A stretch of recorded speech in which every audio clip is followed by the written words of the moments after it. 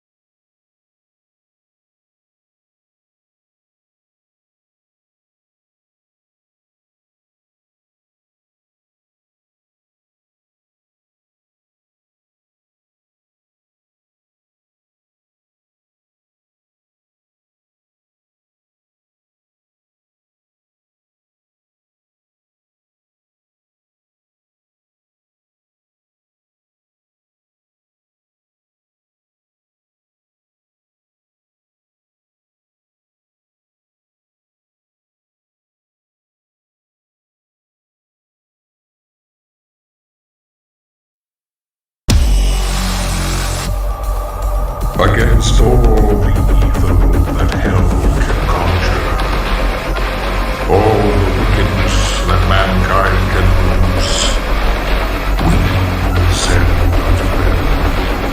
Only you.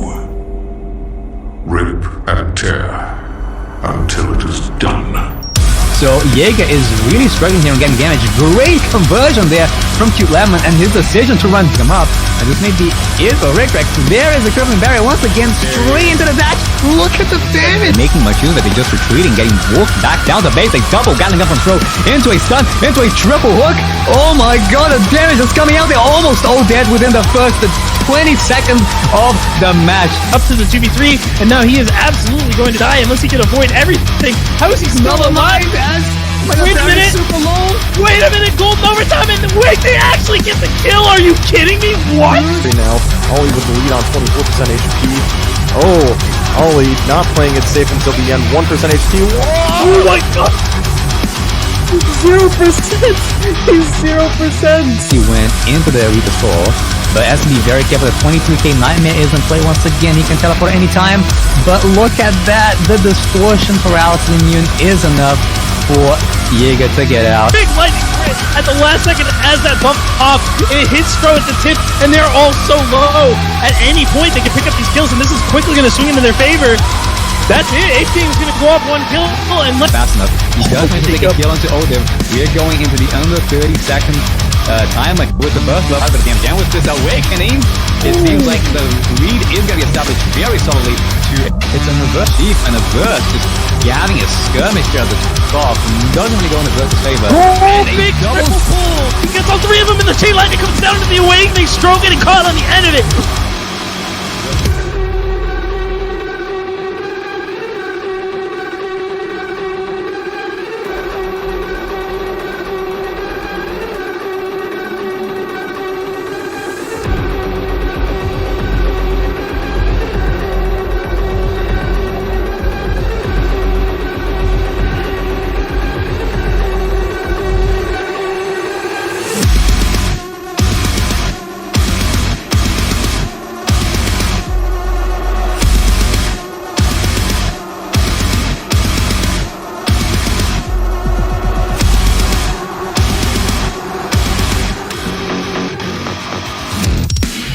Muchas gracias, afición. Este para vosotros.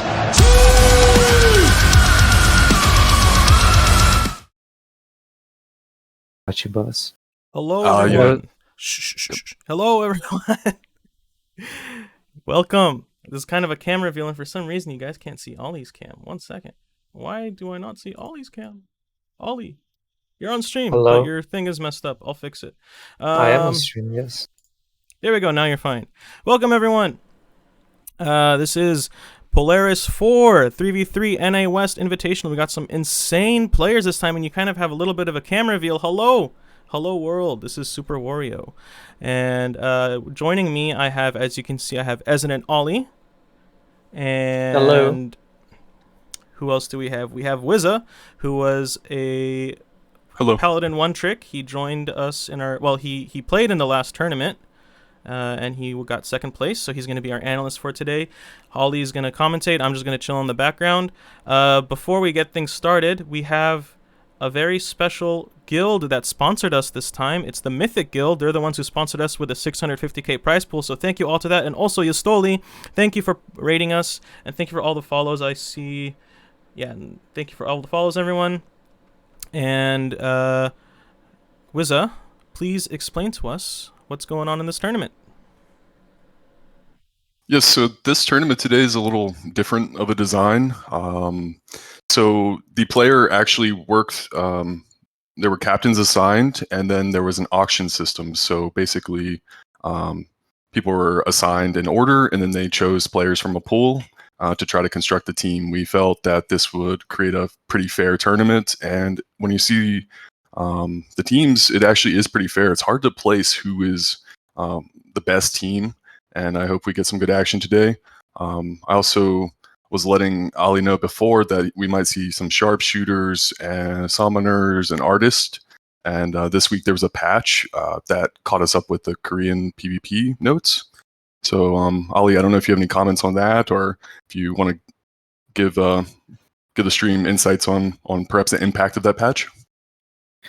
What are we talking about? The patch? Yeah, the patch. Yeah, perhaps the impact to sharpshooters, Zerg. Oh yeah, right.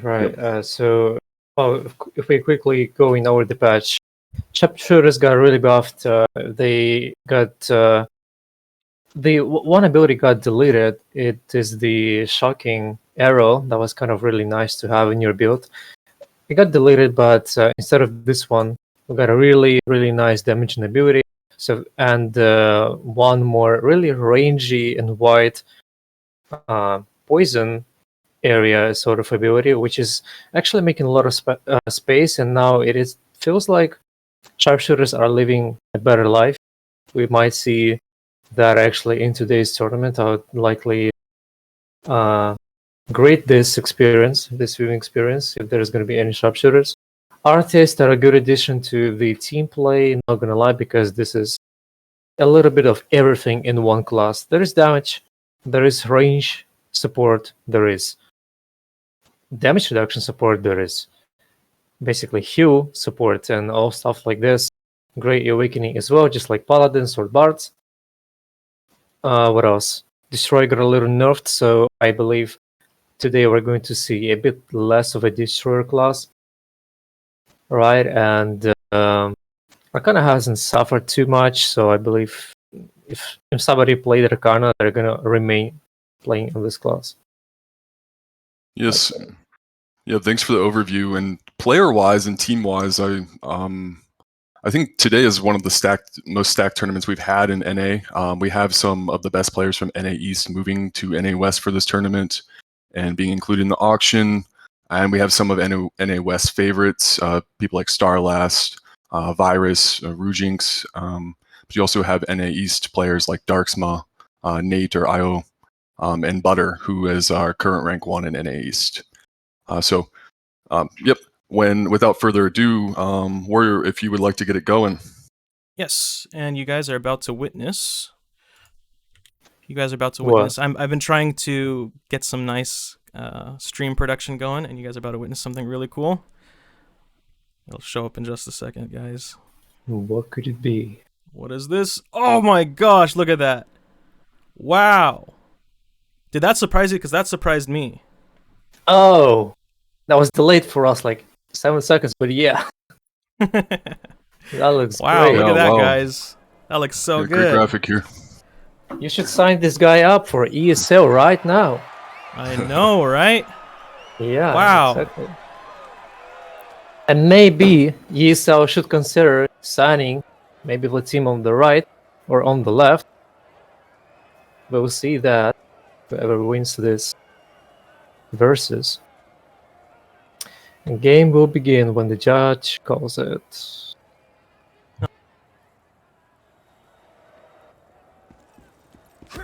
The judge calls the game, and we're ready to inspect it.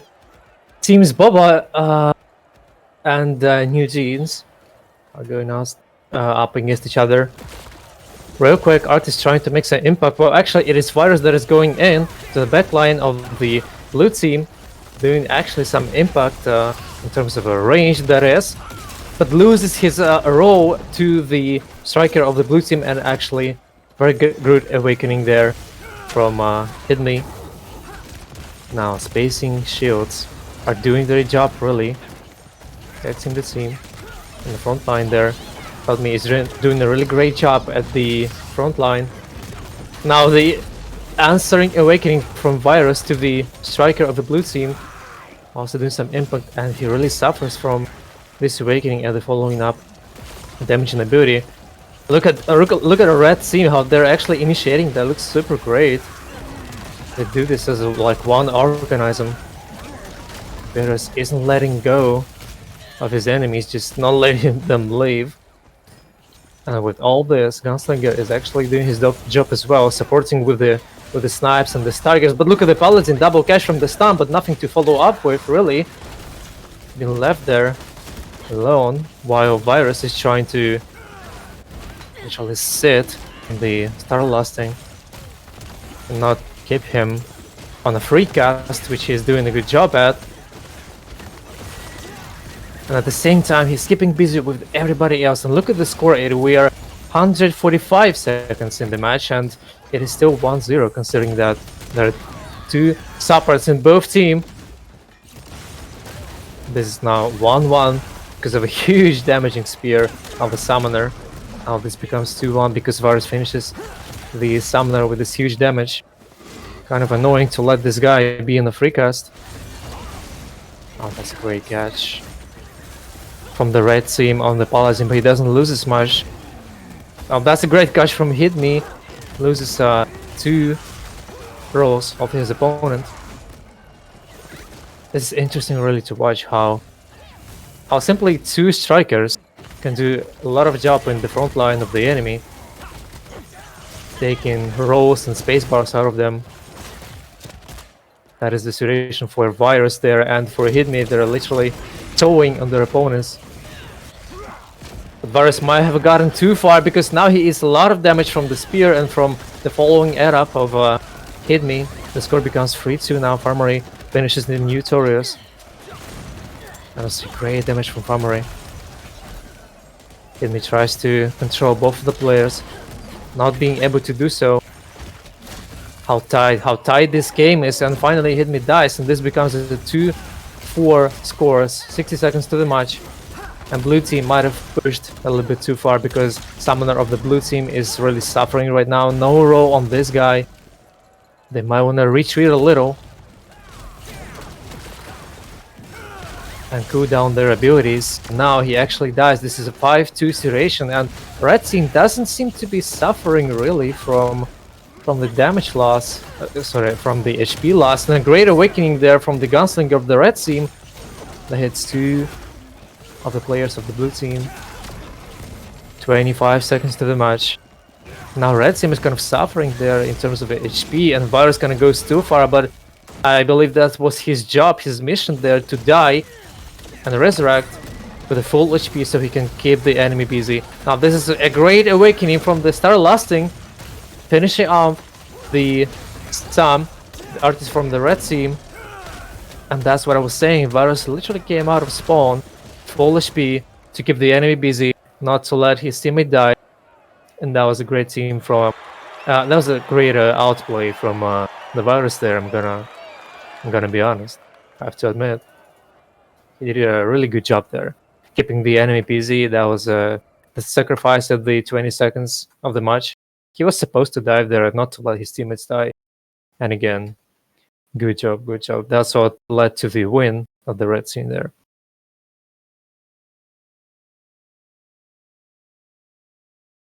Should also notice the use of the portal from the artist named Som. Sometimes it's really a good ability for a team play because, you know, you're kind of being too far in the front line, or this is your actual job and you're supposed to be there, and you know you got to go back, but you don't have any abilities, and you have your teleport there from the artist, and you're instantly right near the support of your team. You're not supposed to be wasting any abilities to defend yourself. And yeah, let's see if the team New Jeans is going to learn from their mistakes, if they're going to understand what they did wrong, what they have to fix, and if that will even help them drawing the score there. Players are able to change classes, right? Yes. No, that's great. Maybe they should even consider this, but I believe that is only after a loss. How the rule works, and I believe this is too late for them to change the characters.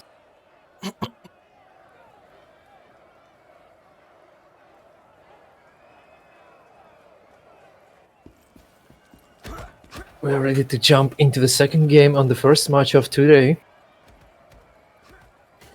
Let's actually see, not speculate if players are going to change their tactic. It seems like so. Blue team isn't going too far right now. Virus is trying to do his job to keep the players busy, and Gunslinger of red team initiates and tries to control the enemy there. 2 at the time, but doesn't really succeed and goes back. Players are kind of trading their buttons, trading the HP. Virus again doing a really good job keeping the enemies busy, and look at the use of the portal there, but actually he slips up now and does a mistake, and it's 2 awakenings in a row. Summoner is stuck with the identity abilities right now, and also having a shield. It really didn't allow them to do a lot of impact really there. However, Hadmi is doing a really great job there, focusing the artist of the right team, and nobody is really willing to help now. It seems like they just can't, and artist is dying to the awakening of the striker, the Hadmi, doing a really good job, and Virus isn't able to really gameplay there, make any team play, I mean, with their teammates. Farmer, great awakening into the 2 players of the blue team. That was really good damage. That allowed finishing new Taurus and head him to the spawn. Now it's going to be a tough task, I believe, finishing Hudmi, considering that his team is already walking out of the spawn. Starlasting uses his role. Not much of a problem though, because Artis is saving the day with his shields. Now the awakening from Artist might save the day really. It's a really great awakening there in the front line, the actual zone of the enemy team.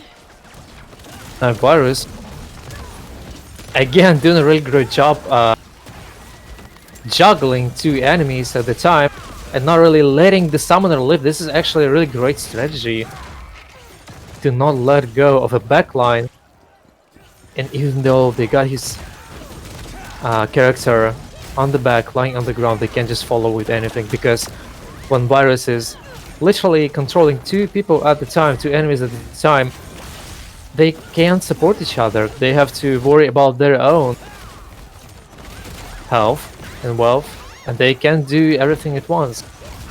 While this is happening, Farmery and Sam are successfully controlling the Paladin of the blue team, while Virus is, like I said, juggling the other 2 guys. Now Paladin doesn't have a role. If there was an awakening, that would be really perfect right now. But there is now one.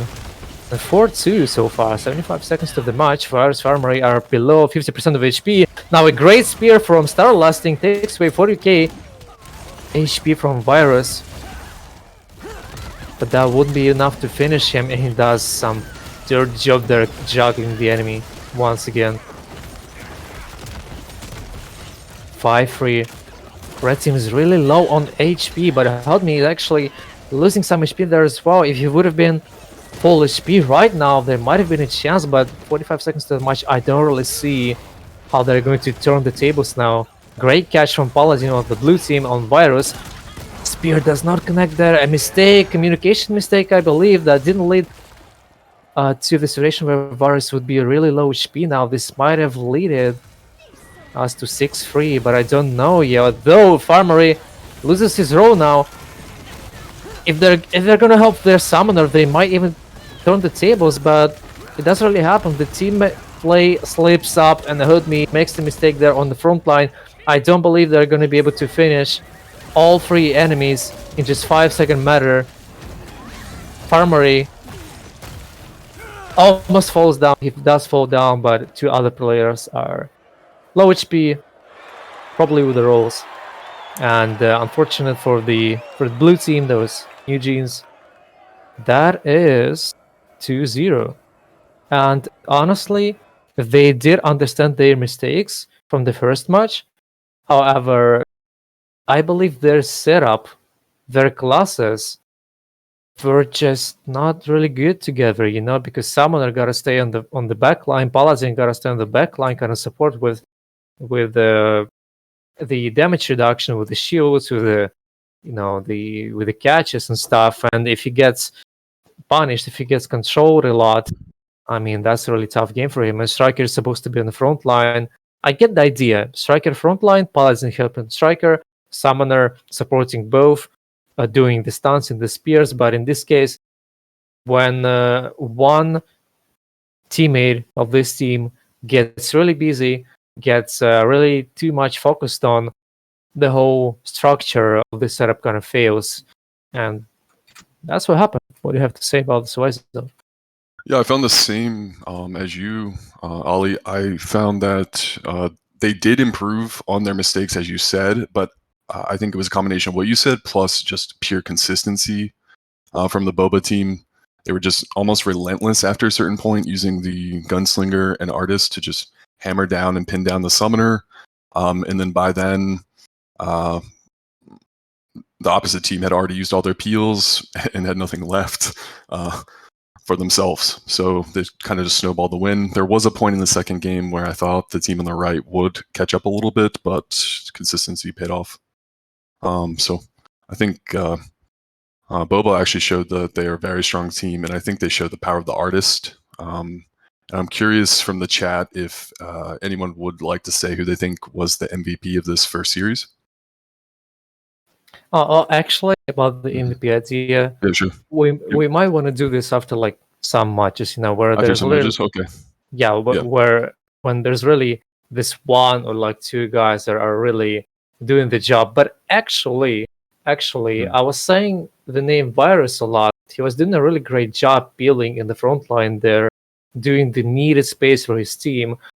Hudme tried to do the same, but like I said, Hudme is doing his job on the front line, but Virus is doing the same. And while Virus is keeping Paladin and Summoner busy, who's going to help Hudme? So he's kind of losing HP, losing his temper, trying to go for everybody at the same time. But this doesn't work out when you don't have a Rhapsody on you, or Shields on you, or whatever on you. He's forced to go back and help everybody.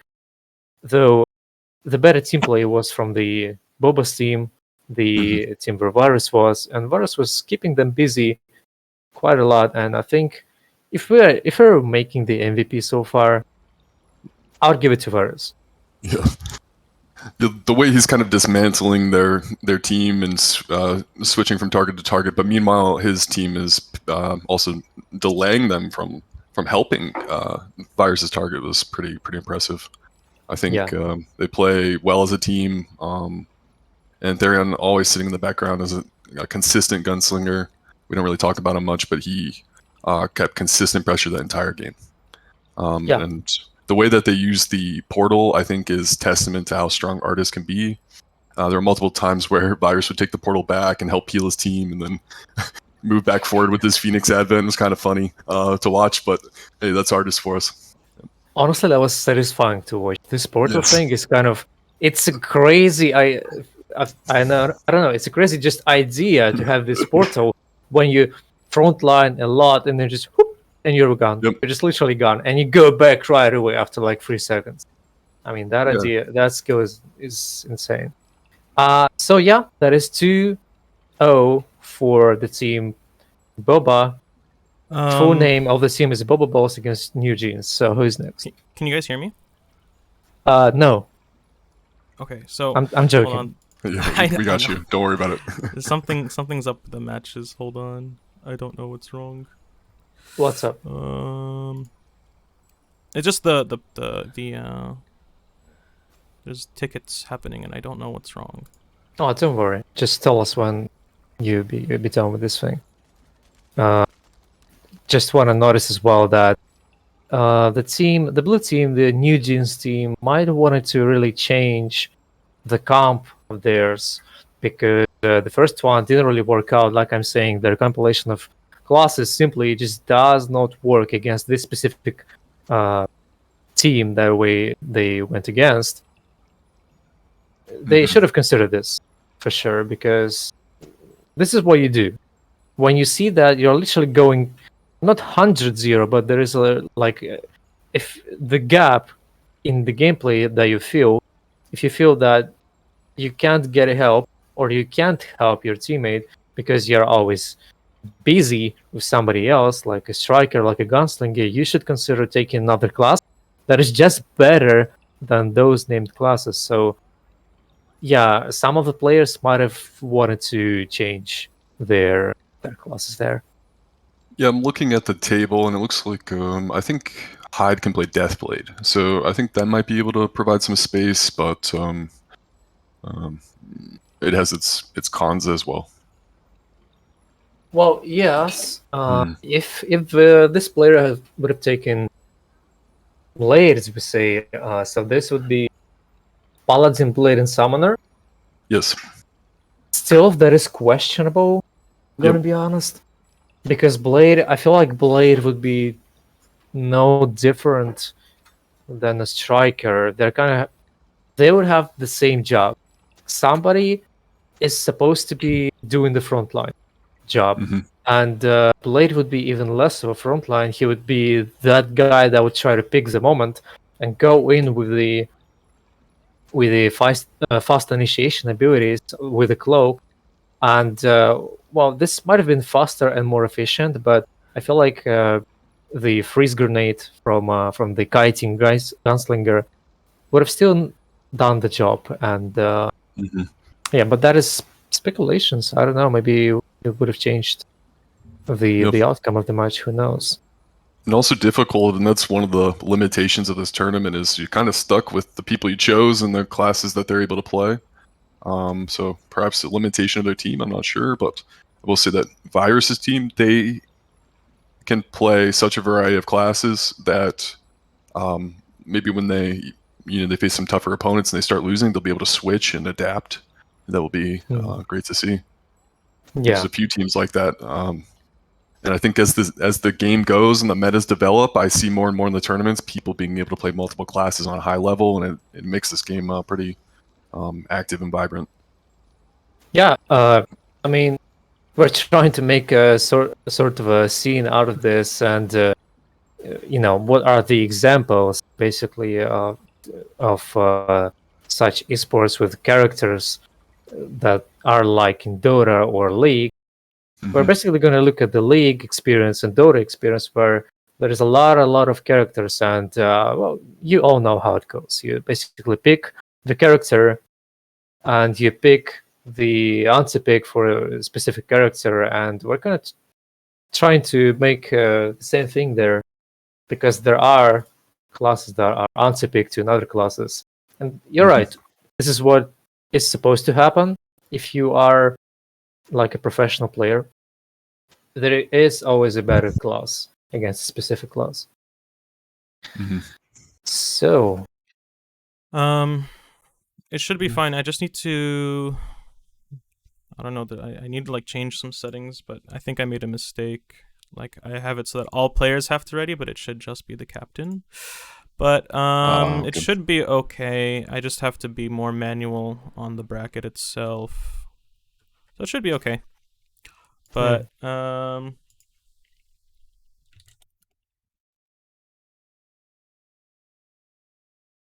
we'll fix it Yeah, up in just a second, guys.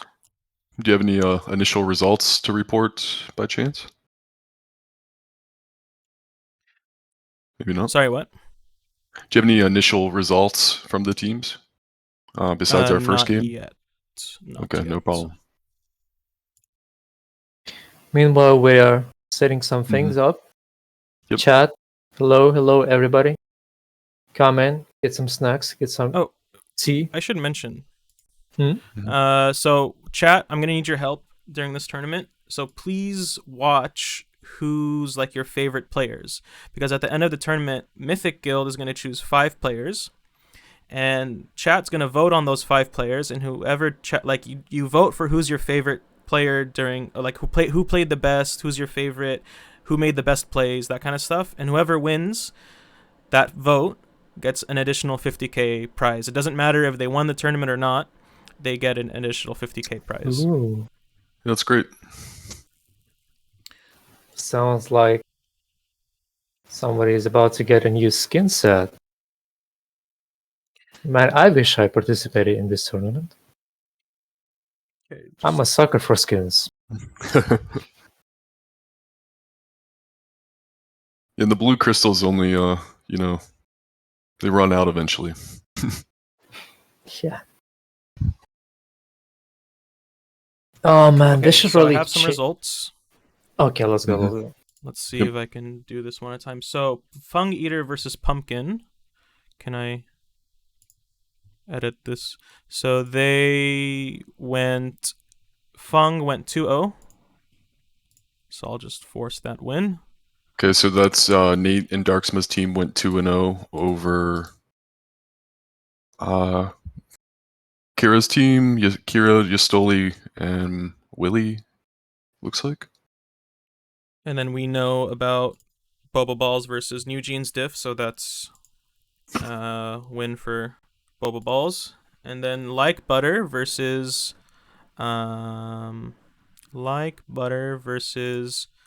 Expertise Greater Than Domination. That was won by Like Butter. Wow, nice. I'm sorry, I just really love the name team of the virus. I know. And then PvP is Alive versus America goes to PvP is Alive. PvP is alive. Great. So let me make sure I have all these correct. Both these Boba upper Balls, semifinals. Long Eater. Yep, there we go. Both these upper semifinals have really strong players in them. Butter, what do you want your team to be named? We can start referring to that. You can tell me later too.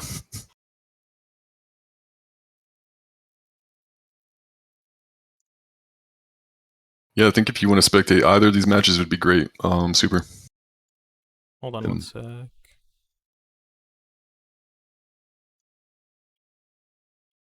Just forcing these wins.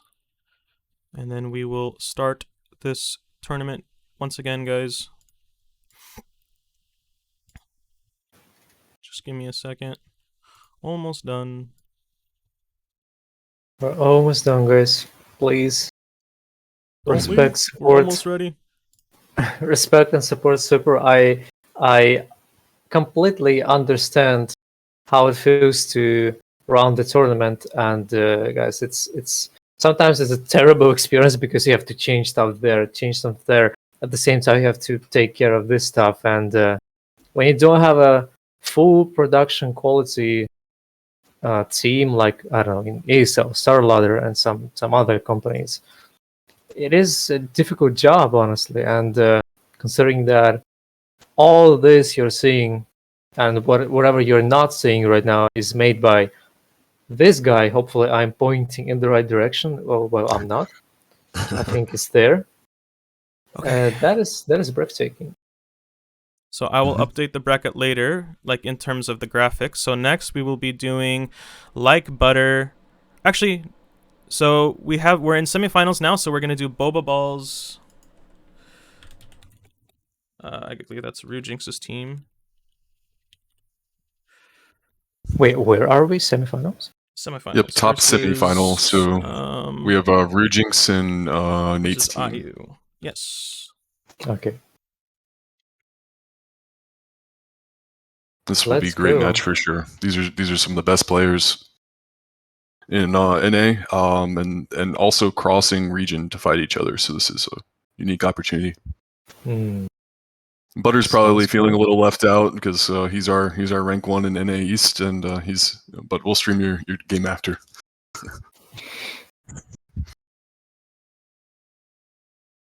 All right, seems like we're getting the players in. Yes, we are. Sorry, guys, it's taking a little bit. We're just figuring things out. It's fine. It's fine. And this is a best of 5, by the way. Ooh, semifinals best of 5. Yes, sir. That is special. Oh, hey, wait, what? There's 2 viruses in the lobby. Oh, yeah. Virus Simp, Virus BNS. This is my favorite team, Boba Balls.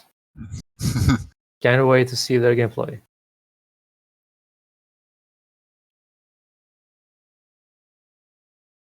And they'll be facing, I'm not sure what Nate will be playing, but Darksma will likely be on Gunslinger. Elevation usually plays War Dancer.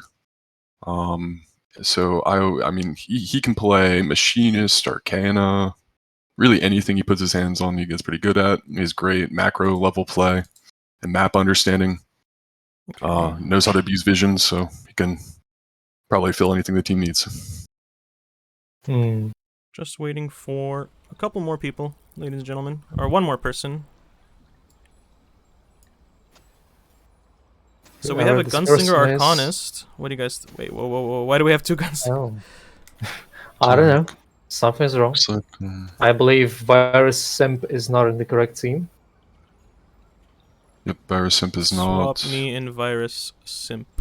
Yeah. There we go. That's confusing. Well, I'm kind of curious now. Is Top. Striker and War Dancer considered like as the same class in the tournament? Well, I guess Striker and no, Warrior? right? War Dancer? I don't know. Like War Dancer, Striker. I mean, technically no. Oh, it's It's different elevation. Okay. classes. War Dancer. So the War Dancer is elevation. Okay.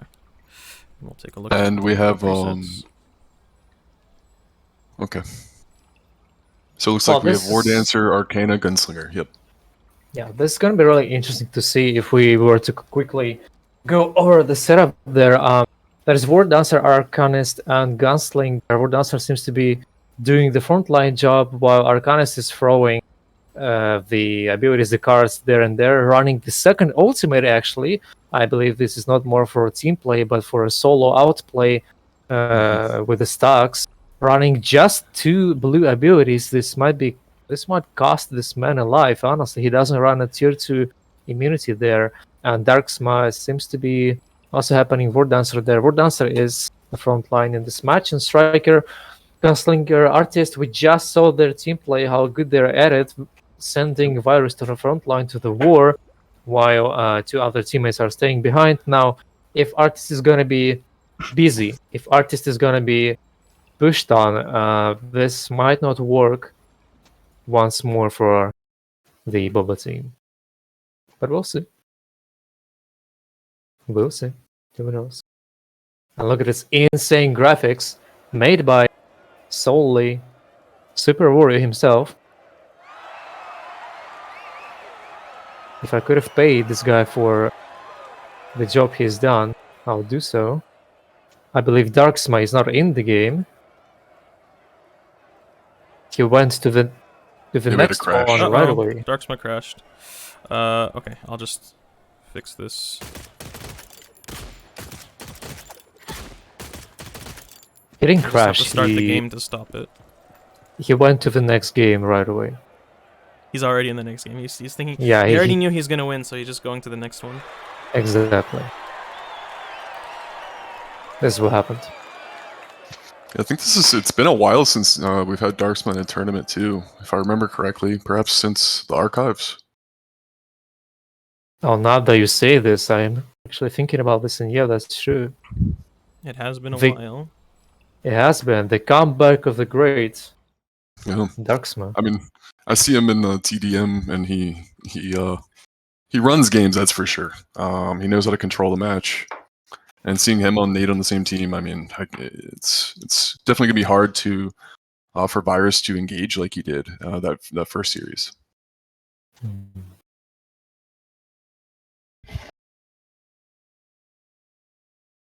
Okay, just still waiting on him. He'll show up. Hopefully. I'm gonna wait for Lost Ark to load. You know. It's Now, honestly, with unfortunate, this but it's build, okay. with this build that Arcanist on the blue team has, I honestly don't believe in this build because it looks rough for me. If Super Warrior, you could just show us real quick what Arcanist is running. Sure. This is. If any of you knows exactly what the Arcanist is about and what are the abilities of the class, you see that there is no super armor, like I was saying, so the class can't be, I believe, can't be kiting too much. Striker will be trying to get the Arcanist. It's kind of a anti-peak that we were talking about in this situation. And there is also Evoke, really risky damaging ability that you have to pull off really carefully there. Like this build is something that Absurdly Mouse, one of the greatest arcanas of Russian Europe Central, wouldn't run. Now that's an interesting setup. I'm kind of curious how this guy would play with this build. Well, I guess we just have to see. I believe everyone is ready. Okay, I'm almost ready. He did use a similar build against us in the NA East tournament to win, but it does require his teammates to have strong presence and agency and protect. But when it works, he does crazy damage. So Yeah, but when it doesn't, I believe when it doesn't, yes, correct. it's just crushing. The gameplay is crushing. Not Yep, that I yes. do not fully believe in this. No, of course I am. I just, as a player that runs this build, you just have to understand that there is a potential good outcome and potential bad outcome. Plan A, Plan B. Mhm. There always has to be a Plan C for a Plan B. And let's see if there is a Plan C. Hopefully, he won't need it. And we are about to witness if he does need it or not. Boba balls against New Jeans. I believe not New Jeans, the name should be placed. Varus is actually going to the backline of the blue team. Again, kind of suffering from Arcana now, and Arcana is actually doing a good damage on Virus. Virus kind of over pushing there, though he's doing a good job taking the rolls from his enemies. And look at the HP. Virus is so low, and he's been given the ultimate from the artist so early on, 205 seconds to the match, and they're all in control there. This is insane. One dev. Farmery is really low on HP. Virus. Sorry, with the stream. help of Sorry. Wait, what? Are we good? No, I made a mistake. Sorry. Go ahead. I was like, whoa. I didn't understand what was happening there. Virus, again, doing a great job there on the front line, but I mean, he is doing his job. He's staying in the front line, kind of tanking, trying to control everybody at the same time. But that was dangerous with just Artist in the back line, because Gunslinger was at the spawn. Now 160 seconds to the match. Semibov chance to survive there. This situation against 3 players. And thank God he has his teammates, but they're not going to help this time because Virus is actually catching his enemy with the ultimate.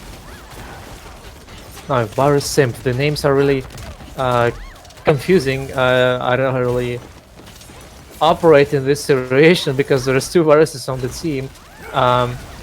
Does a really great job of catching people from the back line and doing the tornado on them.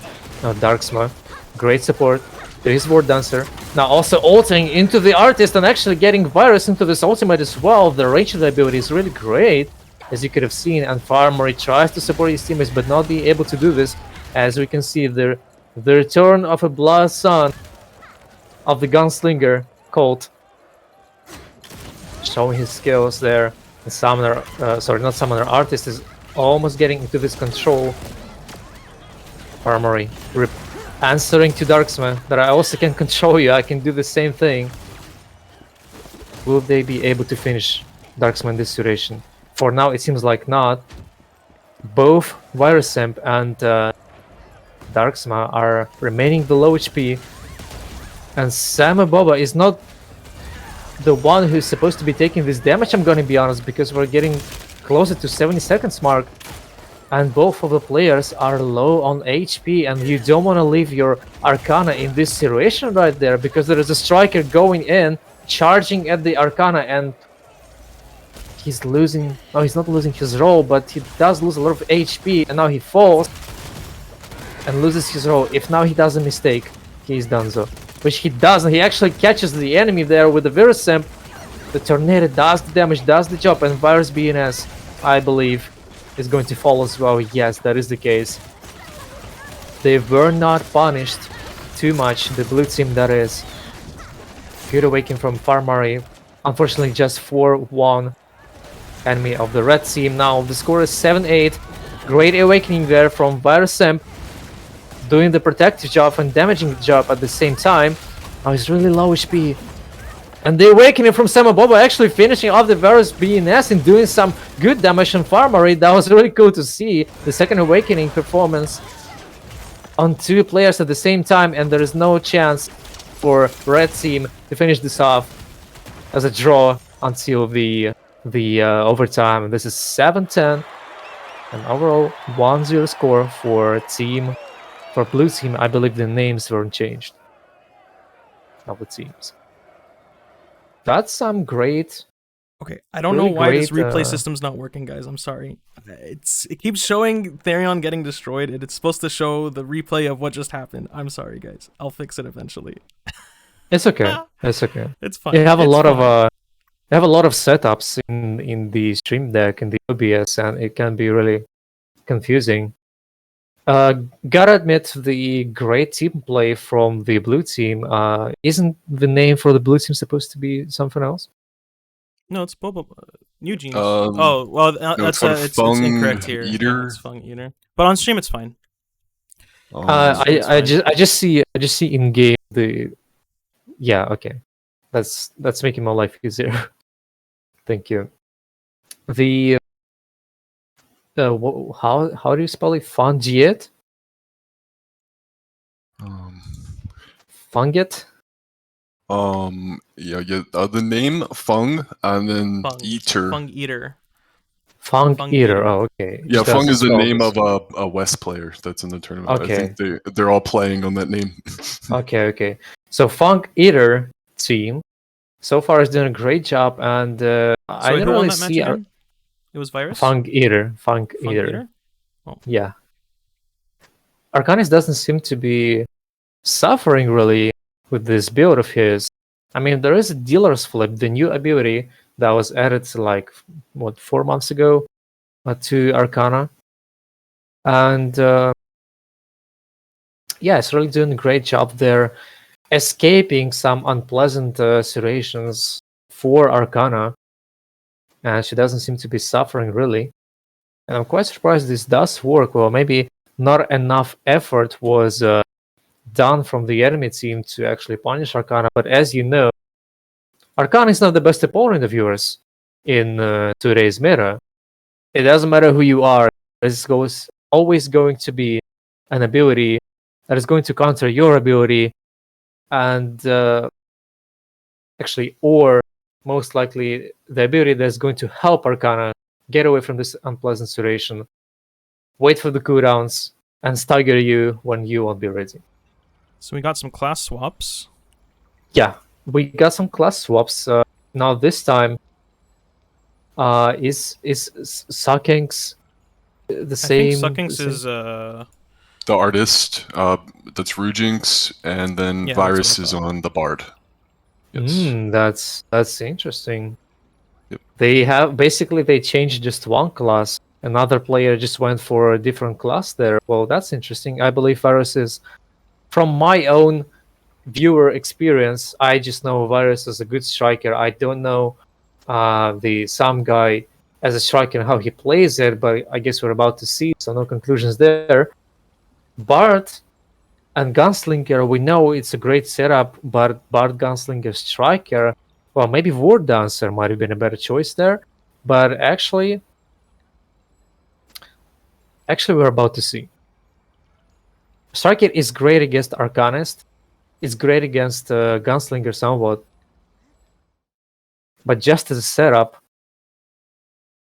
I personally am questioning the compilation of classes. I mean, the damage can be there. It all depends on Striker there, honestly. All the frontline job he's supposed to be doing has to be perfect. He can't afford mistakes. There's going to be a Guardian tune, there's going to be those shields, those buffs, those Rhapsodies. Well, no speculations there, because start is matching. What did I just say? The start is matching. The match is starting. We're about to see if Bobo team can turn the tables to 1-1 and potentially win this best of 3. Actually, best of 5, I believe, right? So far, Virus is doing a great job there defending Darksma. And so far, at 280 seconds of the match, we're having the Bard ultimate, we're having the Striker ultimate. They're doing a really great job on the Darksman, picking the right opponent to actually ult, because, as you know, Gunslinger does not have a lot of a defense percentage. Simon Boba Casts the Bard into the control. Now Bard really suffers from the damage. He has a lot of super armors, a lot of buffs and shields, but it really suffers from high damage, especially the one that pierces the shields. Now the Bard finally falls to Samaboba. Striker of the red team tries to do the same job as Varus was doing. He's kind of succeeding at it, while his teammate, the Gunslinger, isn't really succeeding against War Dancer, and this is normal because there's not much of a push abilities. As a Gunslinger, actually none in the pistol stance. Now we're about to see if Gunslinger of the red team is actually going to overpush there and make a mistake. Yes, that is a thing, and now the players of the red team are being left alone in different areas of the map there. The score is 2-1. Now everybody in blue team right now is really low on HP. They have to die right now so they don't have to suffer too much. The score is 4-2, however, there was an ultimate used from the Striker and the Bard, so this is looking fine so far because the blue team has 3 Awakening still. Now Gunslinger doing a good job there on the front line, not getting punished too much because he has a Rhapsody on him. Now Darksma is getting into the ultimate of Famari. And we have a little duel there in the right bottom side of the arena of 2 gunslingers. That is actually one of them, the Darksma, is being able to help his teammates and fight off the gunslinger of the enemy team, and that is looking kind of sort of good so far for the blue team. Sukings finally falls. Low HP gunslinger has to die immediately if they don't want any unnecessary troubles. Samaboba tries to catch the Bard there. He does a great job at it. Not much of a damage there. Oh no, that was really unfortunate. He miscalculated the timing for his awakening, and Arcanist of blue team wasting his awakening there. This might actually end this match in the favor of a Boba team. And now Arcanist really low HP. Gets Striker in control. This does not change things really. Now Striker of red team suffers a lot because there is a lot of damage coming in from Darksmar and Arcana together. Now Bard is left alone. Look at this situation. Are they going to be able to finish him off? Yes, they will finish him off. And the red team is in trouble. Is in huge trouble if they're not going to be able to survive this encounter there, and they're not going to be able to survive this. Look at the damage put on the Striker of the red team. Oh my god, this death card is doing the job right now. Now this is 6-8 for blue team, and we were not really expecting blue team to clutch the situation out, but I might be considering this all wrong because Darksma is really in dangerous situation there at his spawn.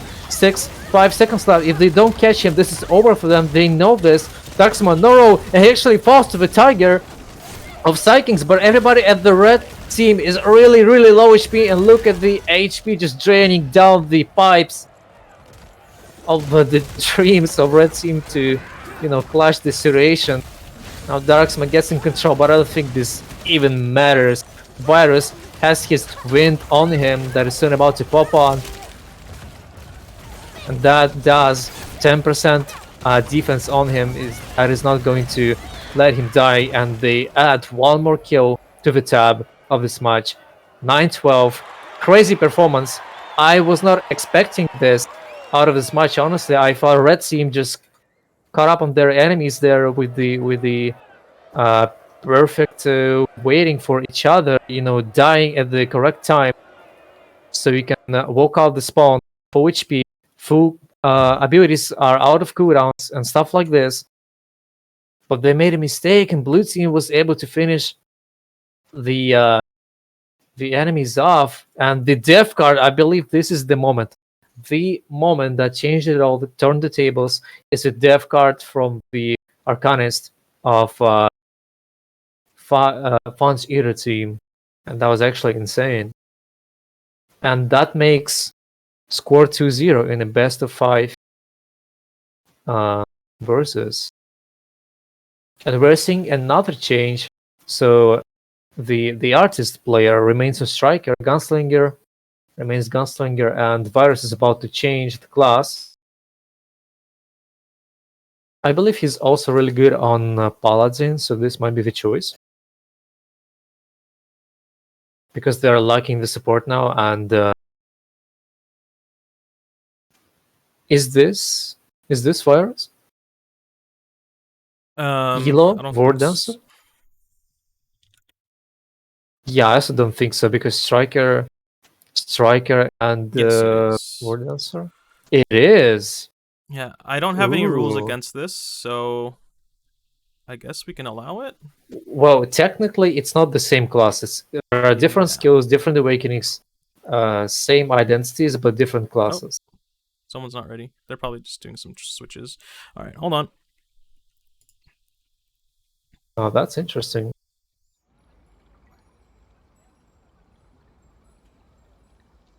I'm kind of thinking right now how they're going to play this out. I mean, this is a mirror, War Dancer, Gunslinger, and Striker against Arcanist. Well, Striker can outplay Arcanist. With this specific build on Arcanist, this might be a tough job. Because she's really mobile in this situation. War Dancer is going to be countering War Dancer. They have the same build. Oh, that's going to be interesting to see, actually. I believe Arcana is going to do more spacing, more damage than Striker, obviously. Twisted Fate card, Death card, Mayhem card. Makes it really hard, really speedy, really fast. But that is if you don't get caught.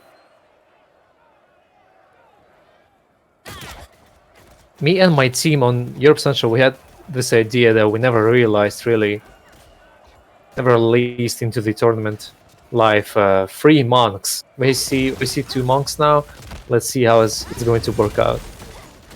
So far, Varus is doing a great job there because Samuel Bubble, the Arcanist of Blue Team, is losing a lot of HP toward us. And look at this cache there in the middle of the arena. It takes a lot of HP from Striker of Red Team, and the Gunslinger, they just made a crucial mistake there. And once again, Varus is also joining in the mistake club, falling and losing some good portion of his HP and going too far now. I do not see how this is going to work out. So far, they're just rolling, going and rolling and falling. That's all they're doing, and the Sukings is left alone, close to his spawn, low HP. I guess soon no more. He's going to die. Yes, exactly. And Gunslinger is going to stun right now. I believe he's going to die right away. Oh my god, look at this damage. Some above the Arcanist of the Blue Team just finishes him off just like this. And I just want to put my hands down. This is going to be a win for Blue Team, but this might be a mistake from me. And look at this Awakening Farmer doing a great job there, damaging Darksma, and Varus was supposed to defend himself, getting into the control and answering Awakening from Darksma on Elo, the Born Dancer of a Red Team. Also does some damage, but is this gonna be enough to clear the situation out? Now Darksma dies, it is 2-4. Still in favor of the Blue Team. Now a lot of damage coming from Arcanist. I mean, the Gunslinger is just taking this damage on from Arcanist of the Blue Team. This is not the fight that is supposed to be happening. Striker is supposed to be fighting Arcana, but I guess this is just situational. And now the Striker is actually sitting on Arcanist. He's not being able to do much. 115 seconds to the match, and look at the tornado from Elo, the Born Dancer of the Red Team, getting double catch.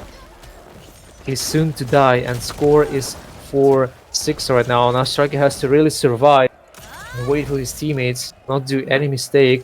We have 2 Awakenings for Red Team, I just want to notice. I want to let you know that. Now great catch from Elo, once again getting 2 players into the tornado. Now that's a great play. Getting into the stun, War Dancer has to retreat a little and then go back once again on sit on Darksma or sit on Arcanist. This is not Gunslinger's job, but Gunslinger is getting punished because he is fighting those players. Now once again loses role, loses his temper, probably being kind of angry now. He wants to clutch out the situation and make the score even, but so far it doesn't look it's gonna happen. The time factor just is not going to let this happen. There's more awakenings. Well, there's more awakenings on the red team side, but I'm not sure it's going to work out. I mean, a great damage is coming on Versim. Hopefully the same is about to happen to Arcana of the red team. Oh my god, that was a desperate awakening from 2 players. That was a mistake there. They did not realize these awakenings right away. They waited a little, so Arcana was starting to get up. Even though she died, that was a waste of 2 awakenings. And look at this catch from Arcana, getting double catch, doing some great damage there on the enemies. And Varsip is about to die. Now this is 8-8 score. This is really dangerous now. If red team is going to do a lot of mistakes, they might actually die and their efforts are going to be futile. And 1 second to the match. Are they going to be finish them off? No. Oh my god, what a match. What a match. Dude, that was incredible. This is much more back and forth than the prior one, but Yeah. still. I was losing my last brain cells. I wasn't able to speak at the last 20 seconds. I'm gonna be honest, my Russian speaking genetics were kicking in and my coffee was kicking out of my body, I'm gonna be honest. But Well, this how do you feel about match- Arcana about this after this? Arcana, I mean, Arcana's doing a great job there. I mean, she is lucky to have not Striker and War Dancer as his or her opponent. I believe his, right? That's Yes, the guy that plays. She was well, Arcana. It's she. I'm gonna say she. Arcana was lucky to have Gunslinger often as an opponent because this is the class you want to go for. Really, Striker is going to push you. War Dancer is going to push you. Freeze, Tornado, you're out. There was some moments like this, but quite often I saw Gunslinger getting punished. Excuse me, from the Arcana of the blue team. Yeah, I think the cross peel, the way that they're using their abilities to also protect each other, shows that also in Lost Ark you don't need a support on your team to be a great team. If each player on your team is contributing to peeling and protecting your teammates, you're basically supporting each other. And the way that I think Darksma, and sometimes we don't really talk about the Gunslinger players that much, but Darksma is just a hidden presence there, always setting up plays for Nate. Yeah. And also their combos together. The Arcana plus Gunslinger combos with a shotgun, plus some of the calls. It's just kind of ridiculous how they're able to delete the other team. Yeah. That is great notice. That is actually what happened. Yeah. So Darksma working in shadows. let's take a look at the bracket. Let's do that. It's not updated on the website, but if you look on stream, next up we have Like Butter versus PvP is Alive with Fung Eater waiting for the winner of this match in winners finals. So should be another great match. Like and we're Butter gonna- against PvP is alive. Now And we're going to see a totally different diversity of classes. We're going to see the sharpshooters on both teams. We'll probably see Artist. We'll probably see Summoner. And Butter in particular can play any fighter pretty well. And he plays around with the different tripods on them too, and knows how to flexibly use the fighter martial artist class archetype. So definitely someone to be feared. Yeah. On our blue team, we're going to have, PvP is Alive. We have Starlast, who's great contributor to the PvP scene, guides, and knowledge in general. We have Zergling, who can play multiple classes. And we have Fung. I believe Fung is a NA West primary player who plays sharpshooter. I've seen him in Twitch chat before. So let's see how both teams are actually able to utilize the sharpshooter here. Yeah, that is going to be an interesting mirror match. Well, mirror for a sharpshooter, not for every other class. Now, I guess we're waiting for Starlust to join so we can fully describe the pre-mate we have there. But so far, Super, don't forget to change the names of the teams there. Yes, I Oh wow. Well, So so we can address- Sterlist. Man, Sterlist what actually is- bringing out the Zerk. What is with the nicknames of the players?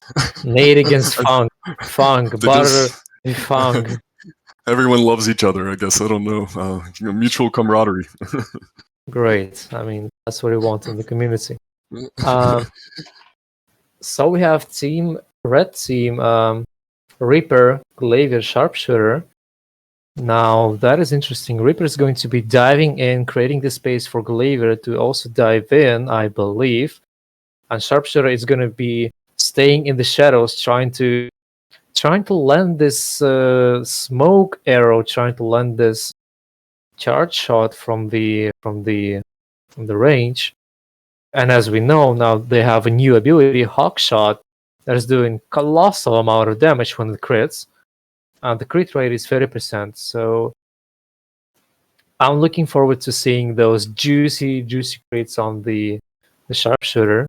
I'm not gonna lie, I might as well try this class out sometime. Now they're gonna be mainly aggressive, but I believe it's not gonna last for too long. Ripper, he doesn't have mana, yes, but there are cooldowns, and the class is pretty thin, talking defense percentage. So they don't have any support. They might want to be careful there. Glaive is going to be like the middleman, Sharpshooter simply staying behind, pushing in only when there is an opportunity. And I believe there is no invisibility on Sharpshooter now. That is interesting. Actually, I can't really describe their gameplay. Looking at the compilation so far, I'm eager to see. And the blue team, Sharpshooter, Gunlaser, Berserk. Now, Berserk, after the update, is also a really juicy class right now with the damage and really good catching abilities. Feels better. Feels really better. There are some crit rate tripods added as well, but it seems like Zerk is running somewhat old build just with a new ability. This might be great because Diving Slash was changed. It's catching the enemy better. It's not tripping them. It's pulling them. This might work out really great for him. We'll see. Gunlancer is going to be helping with the shields, with damage reduction on shield.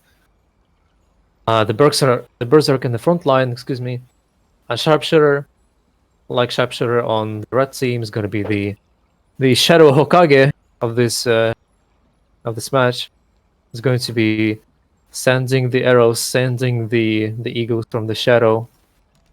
And I hope that Sharpshooter on blue team is going to feel good, because Gunlancer can be really far off sometimes. It is mobile with the shield charge ability, but sometimes when Gunlancer doesn't have a lot of abilities left, he might be left alone somewhere in the middle. Somebody is pushing you, he won't be able to help you in any way. But yeah, if we are ready, Okay, we can start. The classes are going to be wrong on the versus screen, guys. So, but it's because they're annoying and their names are all different. So I don't know who's who. Oh, really? Man, that's annoying. So all the classes are wrong. Just ignore the classes, guys. But the names are correct. We have to make a rule where you have to have and a the proper score was wrong, nickname. sorry. Well, I mean, it's the character they've had for a long time. Oh, that's okay. It's fine. It's fine. It's fine. Graphics are a great addition to the tournament, but honestly, we're more looking at the action there, and that's really what matters. Now let's see whose compilation is gonna work better. Sharpshooter of the red team actually charging this 22k. doing a great job. The same comes out from the Funk. Now Berserk helps out the Sharpshooter. A lot of action coming from both teams there. Now Flavor is actually the middleman that suffers a lot. You would have thought so. Butter and Zerk are down on their HP. Really bad. Considering that it's just been not a lot of seconds in this match. And Gunlas are getting this juicy 40k on the overpushed arrow Sharpshooter. Man, there is a lot of actions happening right now, and we're finally getting the kill. Zerk is also getting close to the death and actually dying. A lot of charges, a lot of snipe shots are coming from the Sharpshooter of a red team. He doesn't seem to be punished a lot. He's just kind of a free casting. I'm sorry. Those annoying super armors on Sharpshooters are what are doing the job. Actually, they're just not getting punished. They're sending those poisonous abilities towards, and they're doing all the spacing. Now it's 3-1, one awakening missed. Now a little fight there at the left start of the map from both the Sharpshooters, but actually right now Lancemaster using his awakening on Gunlaser might not have been the best choice, considering the defense percentage and the amount of shields on him. Meanwhile, all this, Reaper is trying to make his job, trying to get those catches. He actually managed to do so. He finally understands that Sharpshooter on free cast is not a good choice for your team. A really great 30k from the Glaivier of the red team, and he kind of oh no, he slips up. He wasn't able to get this stun in, and he's getting punished for this from the Sharpshooter. However, there is still 4 to score in the lead of a red team, even though they're going to die. They're going to be in a slight favor. A little bit of mistake there from the Chinese Ash, losing his role. Great snipe from Frank there, finishing odd off, making the score 4-3 so far. Now Gunlaser and Sharpshooter are really low on HP. There's a lot of actions happening, and Nade on his Glaivier is not surviving this situation. He might have gone too far, and Gunslinger, sorry, what am I saying? Reaper is outplaying Zerk. He's not supposed to be pushing much right now. He does have a roll, I believe. He gets in stun, and if anybody is going to be able to finish him off, that'll be kind of really dangerous for a blue team. Now great snipe on 2 people from Funk. Funk is really doing a great job with those snipes, with this control. He's getting punished now from the nade, but he's not able to add up much. This is a really fast-paced match. I'm not even able to track everything that is happening. Now that's a great catch from Gunlancer, but not being able to follow this up. Really, everyone on red team is super low HP. He finishes up, Funk finishes off Odd with a 30k crit. Now that's a triple catch from Nate there in the front line, but it's not enough because somebody has something to respond with, and that's exactly what is happening now. Chinese Ash has to survive this situation. Now the awakening from the Sharpshooter of the blue team is followed up by the 39k with the new ability, with new damage and ability. That's what I was looking for, honestly, in this match. And this is really dangerous. Sharpshooter of red team should have died way earlier, because I do not believe this is great for the red team. Wasted awakening for, oh my god, what a catch from the Gunlaser, makes the situation 7-9. That was a really bad awakening from the Sharpshooter of the red team, but I understood what he wanted to do there. He wanted to go into the invincible mode from the awakening on low HP, so nobody can get him, and might, like, he would have changed the outcome of the match. But man, what a great play from the Sharpshooter of the blue team there. Look at the score, my 600k. Coming from the last matches that we had in this tournament so far, this one was super active. and it was kind of really hard to track everything and follow everybody's movement, and really to name the best play there, the best players interaction. It was really hard to do so. I was following a lot of sharpshooter interactions because they are really the key to winning there. As we saw, sharpshooter Fun or Fungi, Funge. I'm not sure how to read this nickname correctly. Is it Funge or Fung? Fung. Just Fung. Fung. Okay. Yeah. Yeah. Yes. Okay, I'm gonna call him Funk. So the Funk sharpshooter is doing a really great job with the spacing, with the smoke screen arrow, and the crits from the snipe, and the crits from the new ability. Man, that's insane. The sharpshooter Chat's helping you is out, Ollie. sure. What? Wait, what? Chat is helping you out. Chat is helping me out. Yeah. The Funk, Funky. Okay, I'm just gonna call him Funk. Okay, I really like funk music, so I'm gonna call him Funk. Let's see if Funk is going to be able to continue with his domination as a sharpshooter. I would really like to see that. Well, actually, what is more likely to see there, hopefully, the comeback from the red team. Reaper going in, catching Gun Lancer, doing the 12k, going back a little, while Nate is frontlining there, going really, really deep. And this might be not the best doing there, because blue team really had a lot of shields on them, and Glaivier just went too far, sort of. And look at this catch from Zergling. Now that's really great play. Awakening coming from the Reaper, a lot of damage, following up with the Glavier's spear that does a lot of damage. And he's just not stopping Glaivier, he's just going in. He's just damaging sharpshooter of the blue team, sorry. Now finally, Butter, or the Berserk of blue team, is able It's to show Starlust. himself. It's Starlust, yeah, thank you. Now Starlust is able to show himself. Not much continuation though. Now Reaper is doing the Reaper job. Watch out for Fonge though. Watch out for the phone guy, because his snipes are really, really deadly if you do it all wrong. Now Odd is getting in the hotspot there, but look at the nade. He's controlling two enemies at the time. He's not able to really follow it up with anything.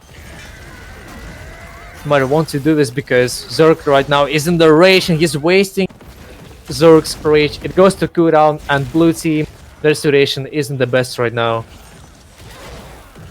4-1 score. Arrow, sharpshooter, is barely alive. He's going to spawn. Reaper might want to play safely this duration because his teammate isn't full HP, not even half HP. And look at the encounter there from... Oh my god, what was that? Fong just backstabbed Odd. Odd was behind the sharpshooter and he was still able to finish this guy off. He didn't even know the sharpshooter was there, I believe. My god, that was disgusting. Now Reaper of the red team kinda mistaking there. Getting not in the pleasurable situation. Nate is dying to 3 players of blue team. Now that's a great catch, great snipe from Chinese Ash onto 2 players. About 20k on each. 8 seconds to the match. Now this is looking tough. This is anybody's game, and Zerg is really going deep into the Reaper. Reaper is the best choice for him for damage dealing.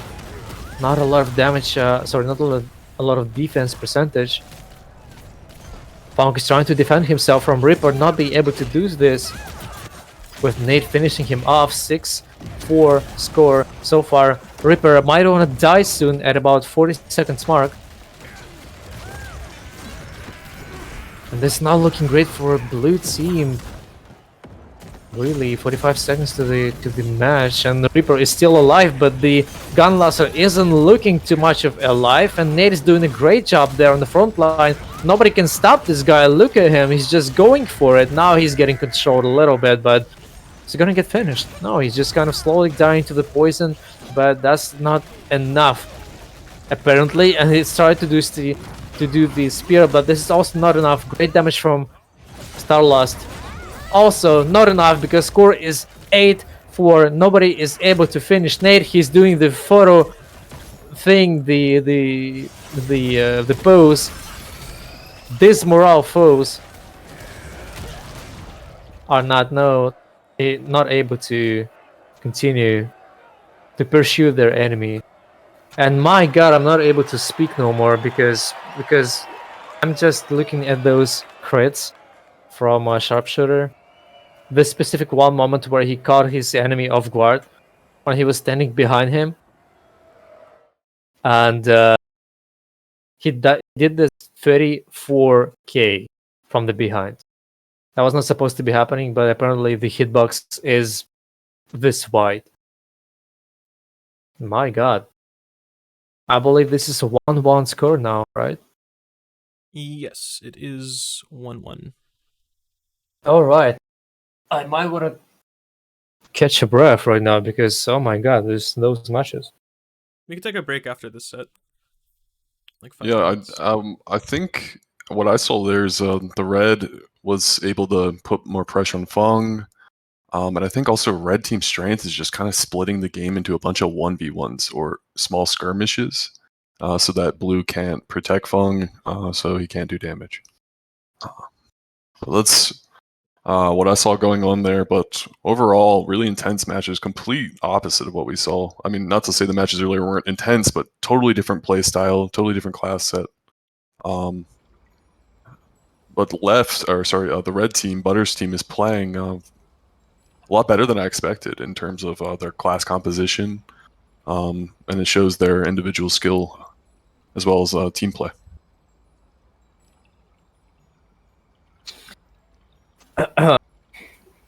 Yeah, I want to mention Nate's. This is Nate and Kliger, right? Yes. Okay, because names are Like confusing. butter. That's Butter. Yeah. That's Butter. The Glavier is Butter. Yeah, that's yes. Butter. My god. Okay, guys, you have to stop with those nicknames. I can't understand who is who. So Butter was having great attempts of controlling the enemies there on the front line. Quite often, they were not followed with anything. Well, that's, I believe, just due to lack of abilities out of cooldown. But the attempts were there, doing a great job juggling the enemies a lot. But he was lacking follow-ups, and if he had more follow-ups, this might have been enough to actually win the game. The blue team won this game, right? So the red team won the last one. Yeah. Red team won the last one. The last one. Oh, okay. This one. I can ask them. It's 1-1. Yeah. It's 1-1. Blue Gotta mess won up. the first game. Blue won the first game. That's Starlast team, and Butter won the second game. Red team. Right. Good to go now. Sorry, guys. Well, then I should say that if he had more follow-ups, this could have been, I don't know, 12-4. But still, he was doing a great job on the I front doubled line up on there. the Glavier. Oh well. Yeah, I will say that when you play against Butter, he's kind of relentless, and he's also, I mean, he's not scared to die. He kind of just keeps the pressure going and really can pull off the glaive playstyle well. I see. Well, let's see if there are going to be any strategic changes. Now that I caught a breath and a glass of water, hopefully I'll be able to talk over those moments for you guys. Well, let us see. Original snipe, starting snipe from Chinese Ash there. So trying to go in. The same snipe from the Funk. It's not landing really, and Ripper is landing his ability on Funk, but it's unlikely for him because Butter there, sorry. I don't remember who that is, but Berserk of Blue Team is actually helping there. Now early awakening from Reaper, doing some damage, but just in time the shields came in. And Zergling is doing a great job on the front line. Some good damage there, and for Glavier. Now they're doing great job catching Butter the Berserker of Blue Team with the missed spear. Is really bad, and now almost triple awakening there from the Sharpshooter on the red team, but they were not in the range, unfortunately. And now a great tornado from a red team makes the situation 3-0. Now the fast-paced game is really incredible, and you can really trace everything. I believe I should talk about just one moment there at a time. They haven't lost a lot of HP. They have to go back right now to cool down their abilities. Now Zerg is done a little 1v1 there in the front line. Actually manages to do a lot of damage to his opponent, and Chinese Ash almost double damaging catch. Nate does a little bit of mistake there on the front line. Now Sharpshooter is supposed to survive and bait his opponents into trying to get him, and we know this that this can be a really hard task. Now great catch from Zergling there, but not being able to follow it up with anything makes it problematic and make him use the awakening that is not really helping because he can't catch anybody. While Berserk is actually able to finish the arrow on the Sharpshooter. But to finish off Funk. Little trace there and there happening.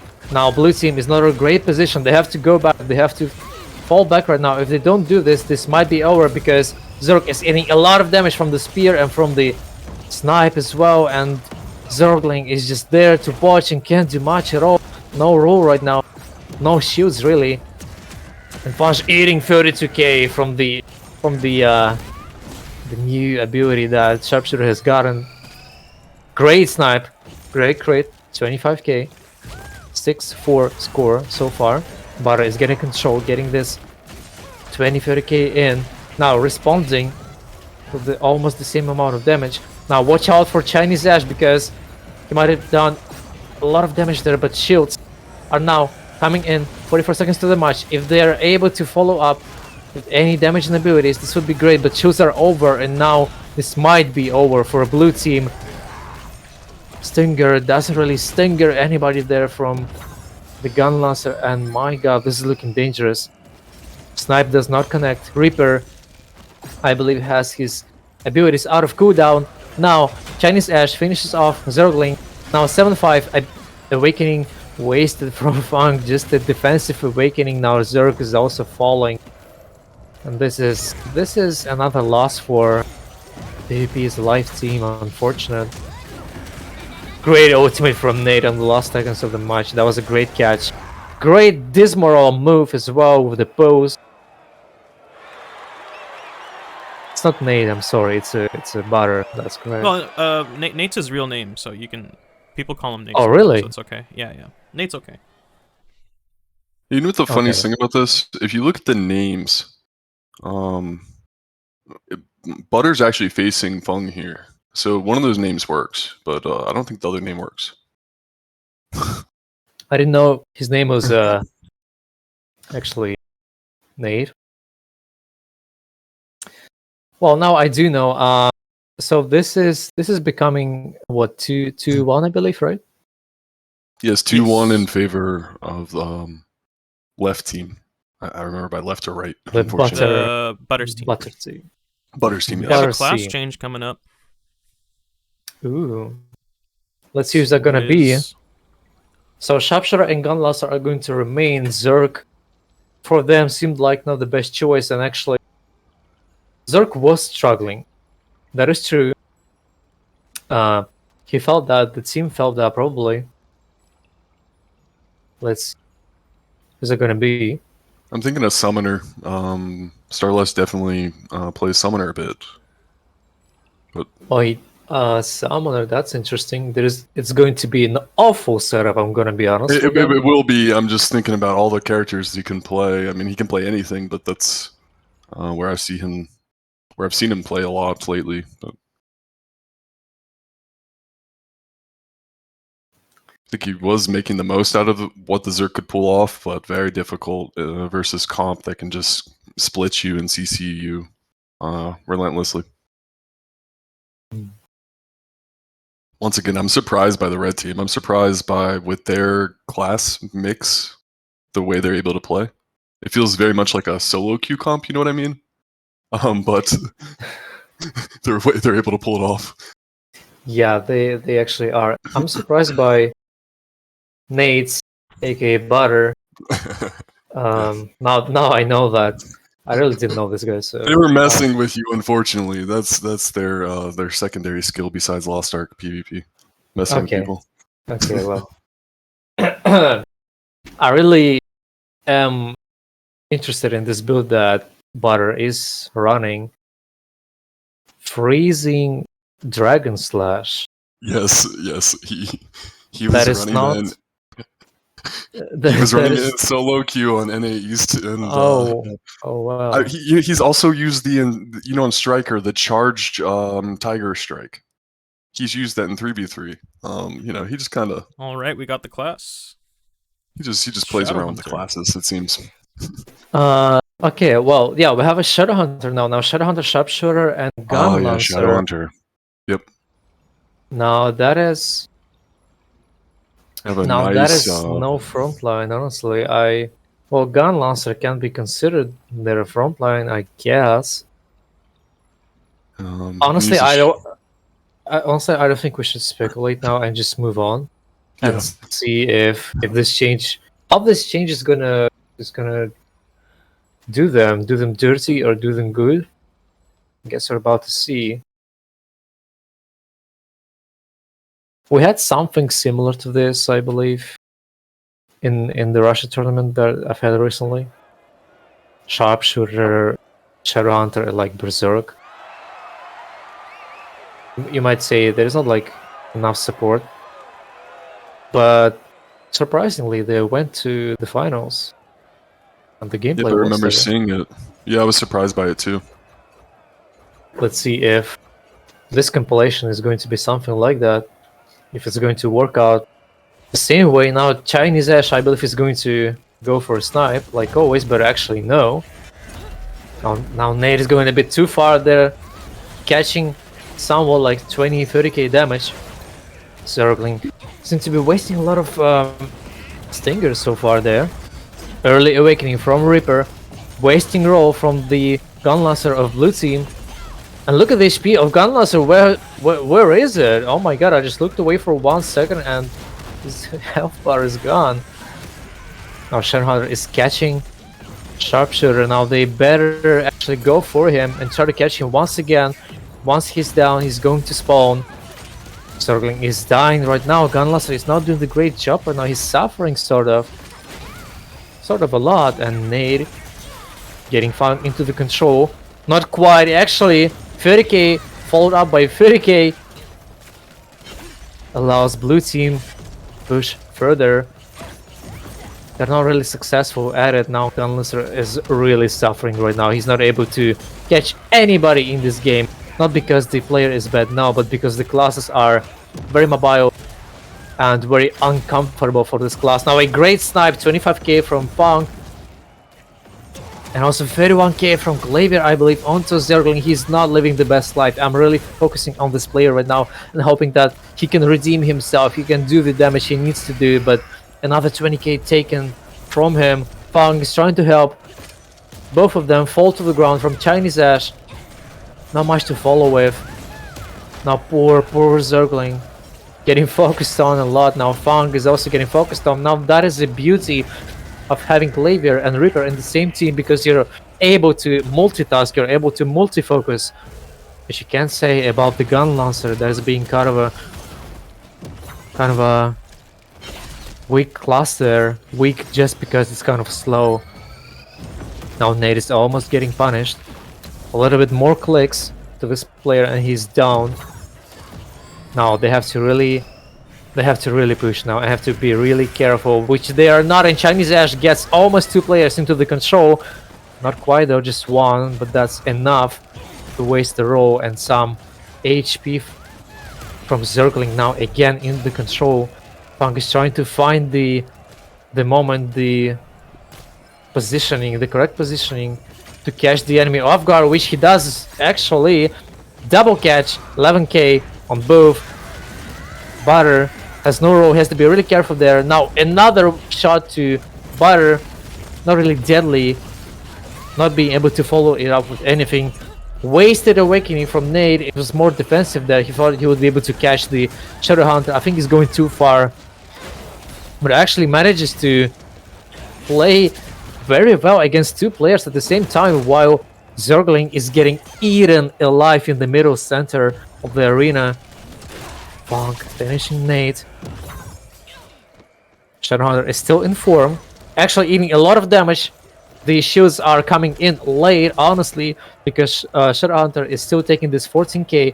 Now, this is somewhat anybody's game. 30 seconds left to the match. One awakening left from Shadowhunter. Now, was a perfect time for him to die, but I don't think this is a perfect time for Blue team to push further. Now, that is a huge mistake if they don't fall back, if they don't realize Shadowhunter awakening right away, if they don't catch them off guard right now. Now there's the awakening, catches the enemy, catches the snipe, no roll on Nate right now. They have to push the Glaivier, they have to finish him off. Will they be able to do this? Now 10k, this is not enough. No crit for you today. Oh my gosh, Sharpshooter, sorry, Shadowhunter was almost there.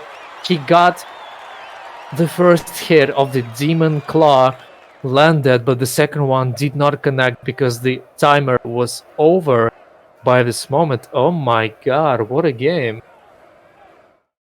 What a game. Yeah, that was actually really close, especially in the end.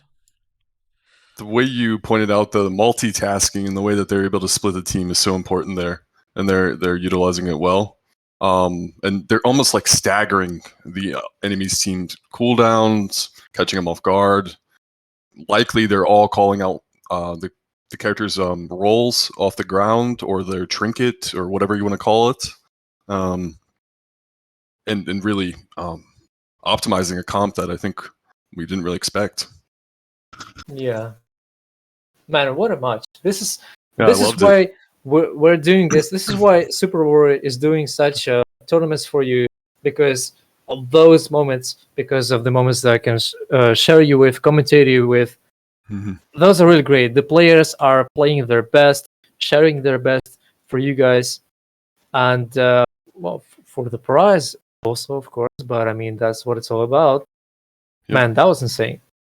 Yeah, and I want to remind people, or if you're new to the stream, the way this tournament worked was an auction tournament. So people were chose people out of a pool, and this was done to make things pretty fair. So this also lets players who may not have usually played together work together. Maybe they're not in the same elo, and so it all becomes a learning experience for everyone and community building. So great to be here too. Yeah, and Super, can I just say something? Yeah, go for it. You look very great. Yeah, I love the hair. Very good. Very good, man. Very good. Thank you, my comrade. Can you spam in chat hashtag no sexy super or something like this? No, I beg you, chat. Don't make this a thing. Oh. No, I'm gonna make it a thing. You know me. Oh no. Okay. Let's see. Are people actually spamming? Yeah. Oh my gosh. Okay. Well, thank you for distracting chat, because I need to update brackets and it takes a little bit. So. Yeah, it is fine. So that was a 3-1 score, I believe, for Team Butter. Yes. Now, if we were to talk a little bit more about the setup of this team, Reaper and Glaivier were doing a great job at multitasking. Great job at throwing ability there and there, creating a lot of space. And Zergling, the gun lancer, he was showing a good gameplay, but it just wasn't enough. He wasn't feeling great in this specific matchup. He was kind of left alone many of the moments. I mean, it's a great class. Gun Lancer is a great class, so there's a lot of shooting, a lot of super armor can be really, really annoying. However, Sharpshooter is kind of always there to shred the shields, and Reaper, I believe, is kind of a counterplay to this class because it's really fast. There is always the dagger, even if you don't stun the enemy. Any moment you can teleport to him, knock him up. He's gonna use his roll. He's gonna fall back. There might be no follow-up. There might be no help from the gun lancer. And once you press the shields, as a team, you have to go for it. If you don't go for it, the enemy just knows it, and they're going after you now. No shields are gonna be there, and buddies, you're done. You're done, buddies. And they just kind of slowly pinned them back in the corner several times. And even though the team was grouped up, and it seems like based on their classes they'd be able to protect each other, the Lance Master and the Reaper were able to pick people off the edges and penetrate through and get some kills. Okay. Very surprised by it. And now I'm thinking about how they'll face against Darksman Nate's team. That's really what I'm trying to visualize here. Ladies and gentlemen, let's take a look at the bracket. It should all be updated now. So, first we have winner's bracket. If I could find it, there it is. I'll be right back. Okay. We got Like Butter and PvP is Alive moving on to winners finals. So we have Fung Eater versus Like Butter. This is going to be a crazy match. And we also got an update on the losers bracket. So if you look at the losers bracket over here, we had Expertise greater than Dom versus America, and Expertise ended up winning that. So they went up against Bobo Balls, and then Bobo Balls won the match. Now they're sitting in losers semis, waiting for the winner of PvP is Alive and New Jeans, which New Jeans diff beats Pumpkins. So we're gonna have the PvP is Alive New Jeans diff off stream while we do the winners finals between Fung Eater and Like Butter, and then we'll drop back to losers into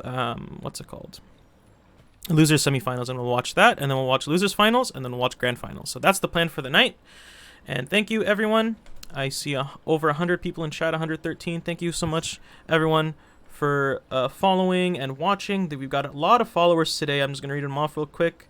We got Long8404, Kyle Berry, _SR, Jesteri, Dakinuchiha, Doremi, nice name, and just a little bit of a what's it called? Shout out. We got Mythic Guild. Wait, wrong stream. Wrong. Yeah, we got Mythic Guild over on the bottom right over there. And we have Ollie's chair. There he is. Mythic Guild, they're the ones who sponsored the 650k gold prize pool. So shout outs to them. Thank you guys for the supporting PvP. It's a very lovely gift for the players. All the gold goes to the players. None of it goes to me. And then a little bit on the prize pool. The prize pool is 600k split between 50, 30, and 20, and then there's an extra 50k where we're going to choose 5. The Mythic Guild, they're going to choose 5 players at the end of the tournament, and chat's going to vote on their favorite player from those 5, and they'll get the extra 50 gold. So just a little bit of a fun, throw of gold there at the end. All right, ladies and gentlemen, with that being said, we're going to move on to the next match. Hopefully people are joining. I'll notify the players, and go ahead, take it away, guys. We are going to take this away, yes. I hope the names of the teams are correct. Not yet. We need to change the blue team. Yep. Looks like we'll probably have the same comps as before, featuring that Arcana and Darksmith's Gunslinger. I'm gonna change their name to Like Butt, just cause it works that Oh way. my god! It won't let me. It won't let me add more. Well, I think Butter did say his team should be renamed to let me find it. Fung. Instead of Fung Eater, it's Fung Beater. But I don't know if that's appropriate. No. Oh, now it's too late. Well, just Yeah, it's too late. It's too late. They're like butt now. It's now Yes, like they're like butt and Fung Eat. Like butt can mean many things here. I mean, like Well, you know.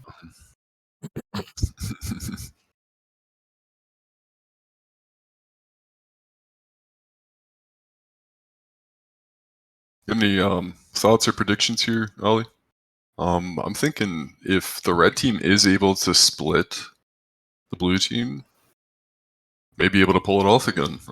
But they're gonna have to find an answer for the Arcana. We have to see who's going to be the third. So That'd be probably a War Dancer Yeah, I here. don't know what the third is War going to be. Dancer. Yeah, he usually plays War Dancer. Well, last time, yeah, it was War Dancer. Well, we saw great team play from them, but Arcanist doesn't have a lot of tier 2 armor. Now here comes the Reaper. Let me introduce myself. He says Yep. a lot of push abilities and a lot of movement as well. Might be really annoying for both Gunslinger and Arcanist. Glaivier is also really annoying against Arcanist and the Gunslinger, so we kind of have two counter picks sort of against those classes. And Sharpshooter is there to help, is there to throw arrows, throw stuns, throw slow, a lot of damage. So actually, I kind of want to see the first match to say anything, because right now, well, honestly, right now this looks like Butt team is a bit better than Funk Eat, but that is for now. Yep. Simply it's definitely a judging skill. It's Also, a skill one thing I'm matchup here. noticing- Hard to determine. One thing I'm noticing, these are all DPS. There's not a single support in this game. DPS meta, baby. Let's go. Yeah, we'll That's be lucky how- to see an artist or a bard maybe later on. That's what I'm thinking. Usually, as we get deeper in the tournaments, they move on to support classes. I've noticed, but lately, not as much. Well, that's the thing. Honestly, Oh. whenever We have an you start AFK. FK, Oh, Yeah, Butter's That's fun. AFK. Maybe he's not happy about the like butt. maybe. Or he just, I don't know, went to Denny's real quick. Like usual.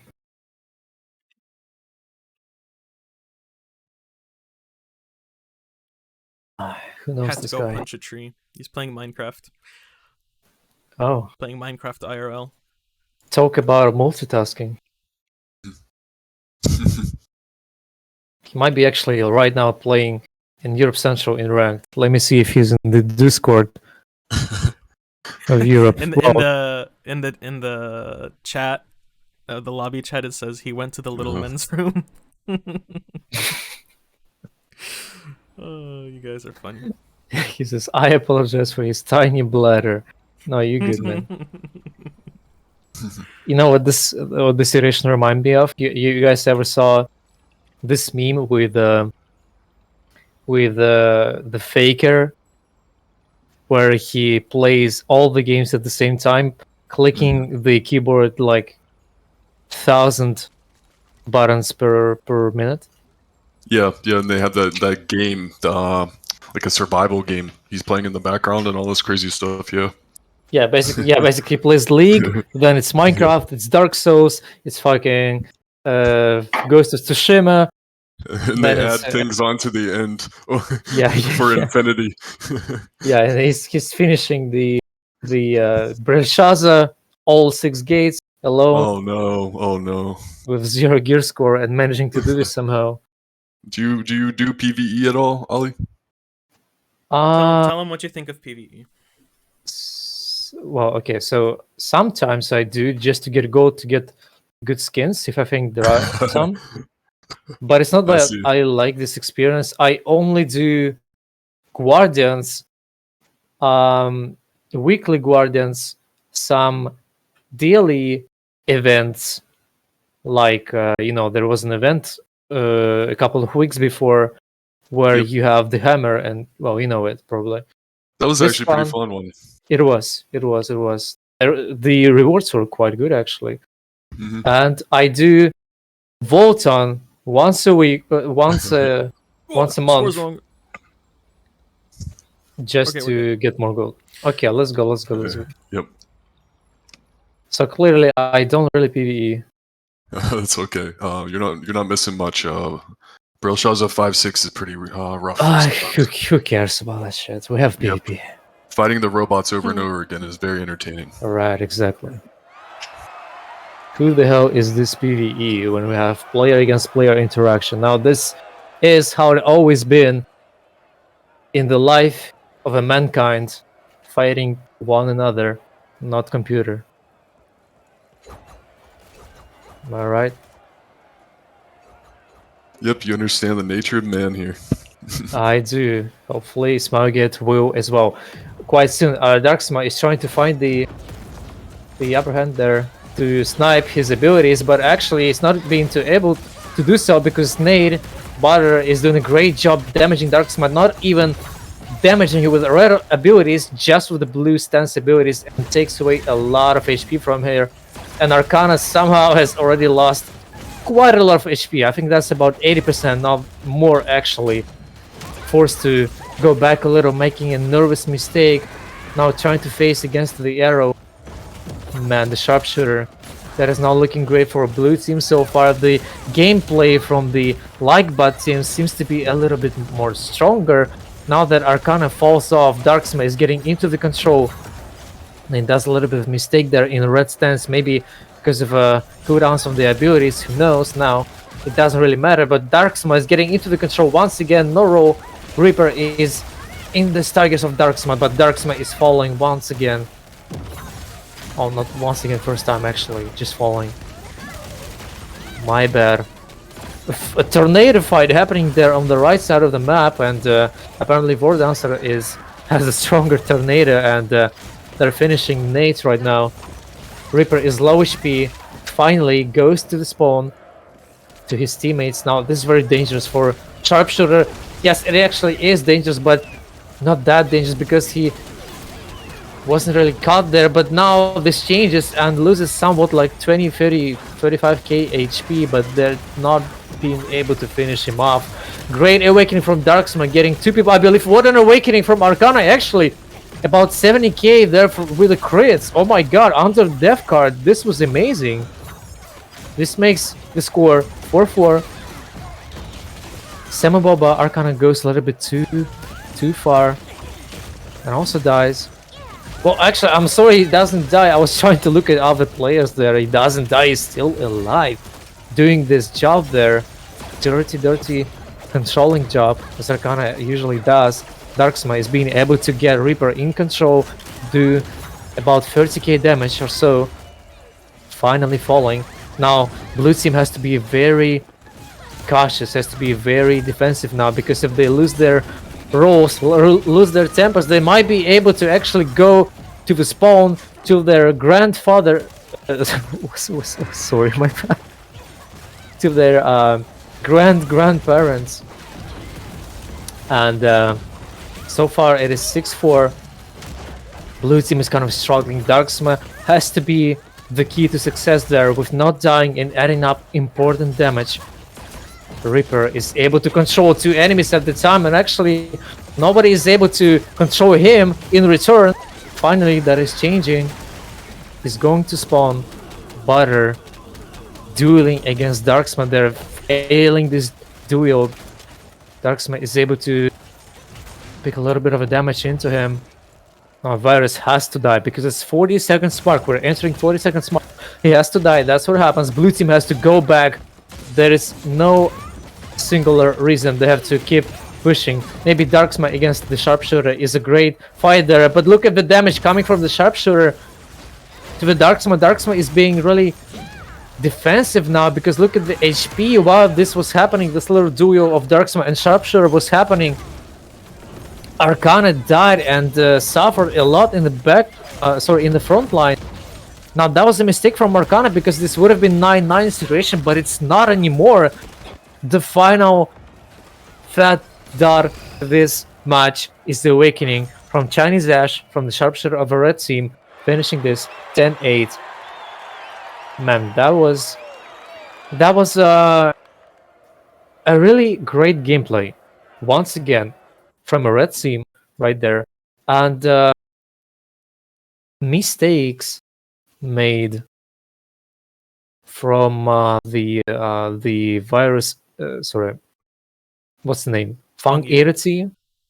Mistakes made from Funk Era team were really crucial, with them going in only with the 2-man against 3-man team. Everybody's out of the spawn. Doing things like that is it's sometimes really critical. Well, actually, most of the times they're really critical. This is crucial mistakes, and this is what happened. That's why the score is 10-8. They were not really waiting for each other coming out of the spawn.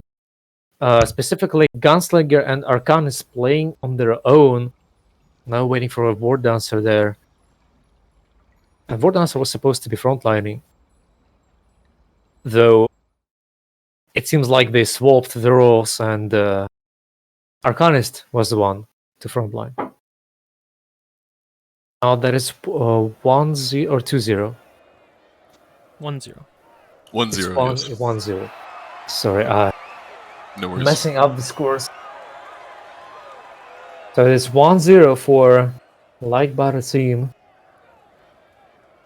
Once again, ladies and gentlemen, this is best of 5 match. And Funk Era team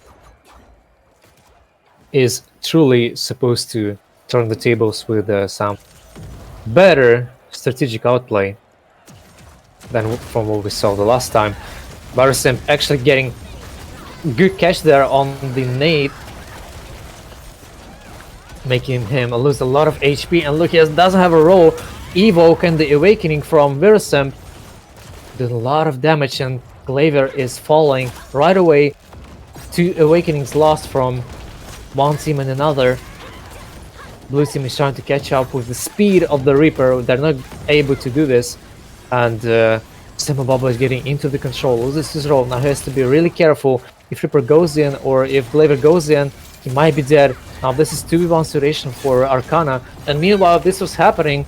Chinese Ash lost a lot of HP, significant amount of HP there. Oh, Darksma, what an unfortunate timing for him. The Shadow Trap, it caught him off guard and made him lose a lot of HP there. Now Virusim might actually get this snipe. Well, actually no, he doesn't need to send the snipe in his direction because he has his teammates there. And actually he sends his snipe to Simon Bubba there to finish him off. And that's a really great play there. And Sharpshooter is still alive, probably waiting for the invisibility. This might be a mistake from the red team. Actually, look at the damage coming into to Nate.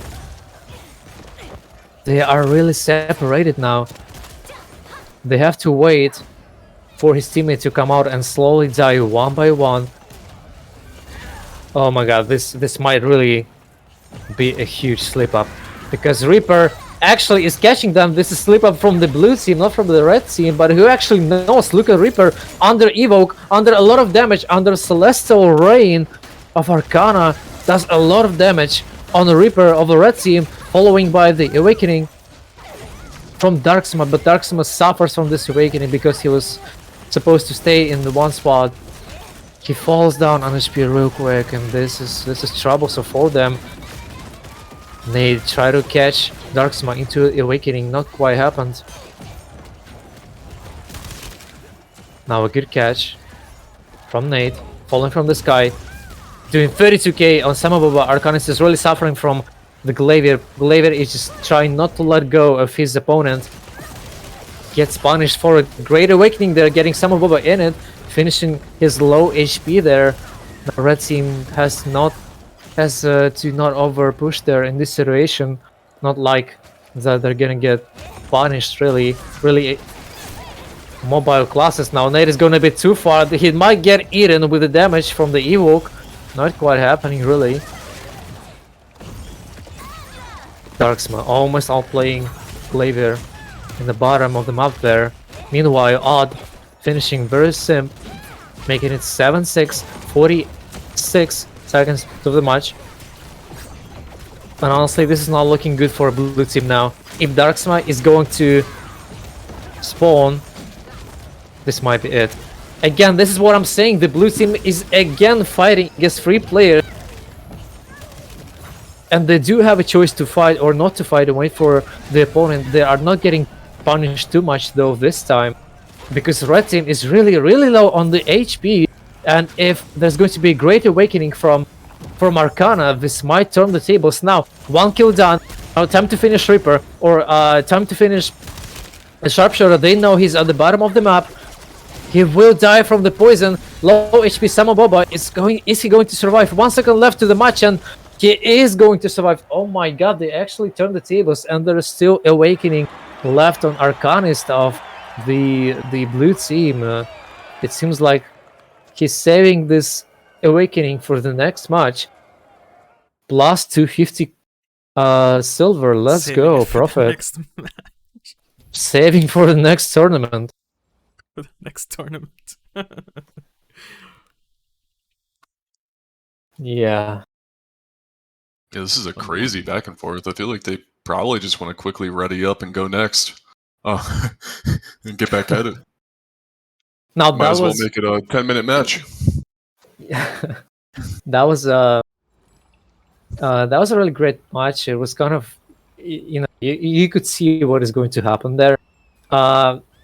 Unfortunately, like Butter team did not, I think I should say, was not able to punish the enemy team when the blue team was going in with 2 men only, not 3 men. They should have gotten punished there. That is for sure. But this did not happen, and they got punished instead. That was kind of sad to see happening to like Butter team.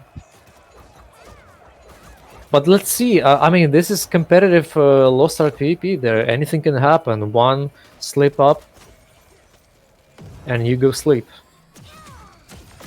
because you're going to lose in the tournament.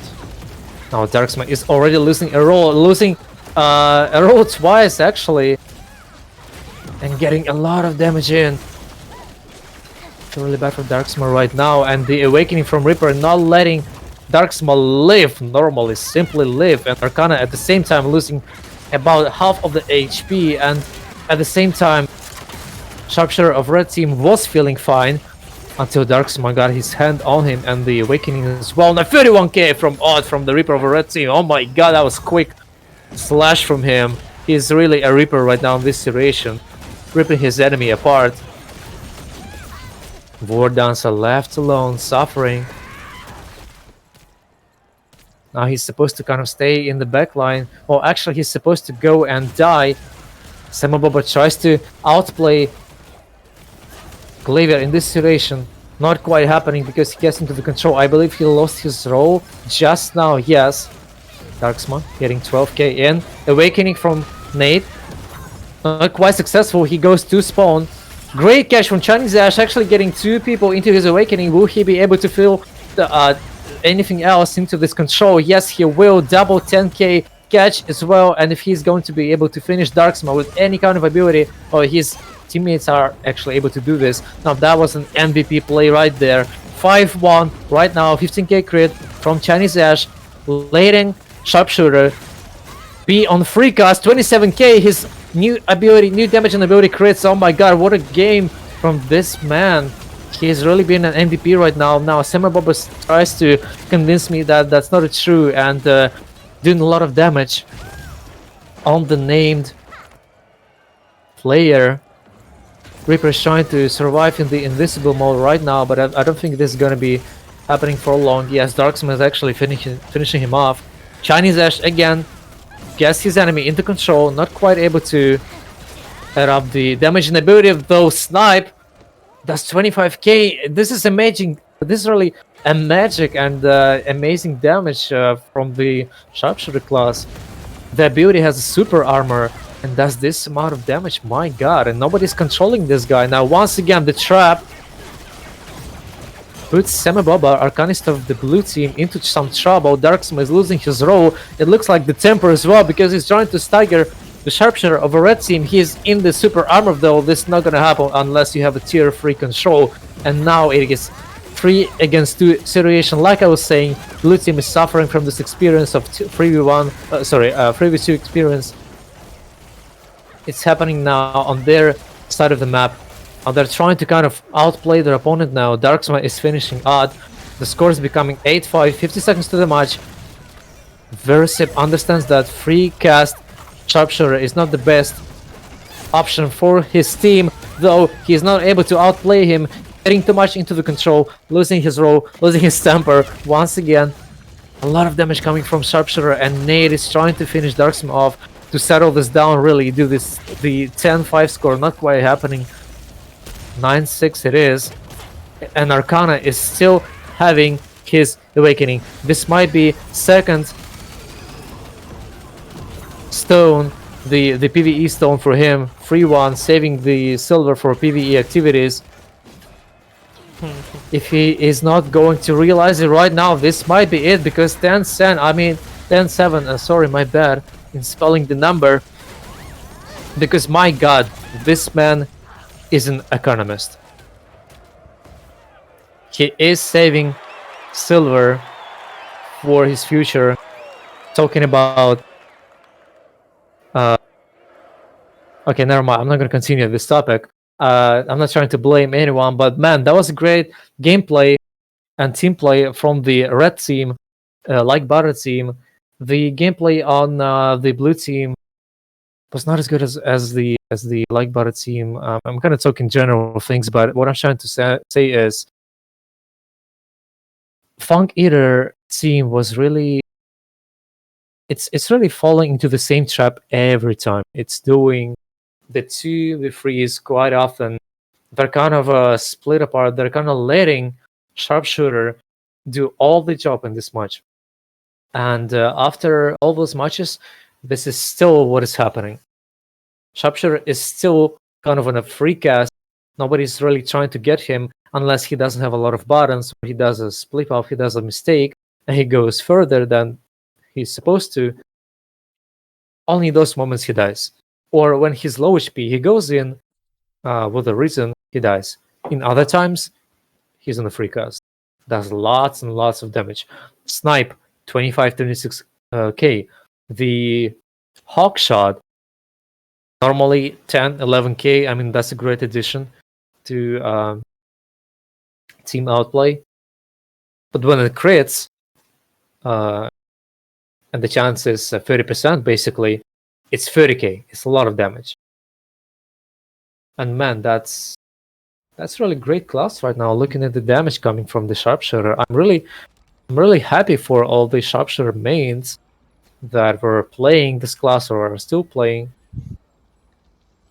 Yeah, it almost, dare I say, it's almost like an artillerist level damage in its burst at times. The combination of the snipe plus a quick full charged Hawk just can easily knock out 60 to 70 to 80k even.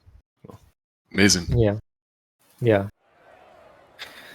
If I were Arcana on blue team, I would consider changing the ultimate, because the arena ultimate is really great for the team play. Well, that is for future if he considers playing Arcana, because as you can see, there is a change in compilation. There's a Shadowhunter now, and let's see if that's going to be any better.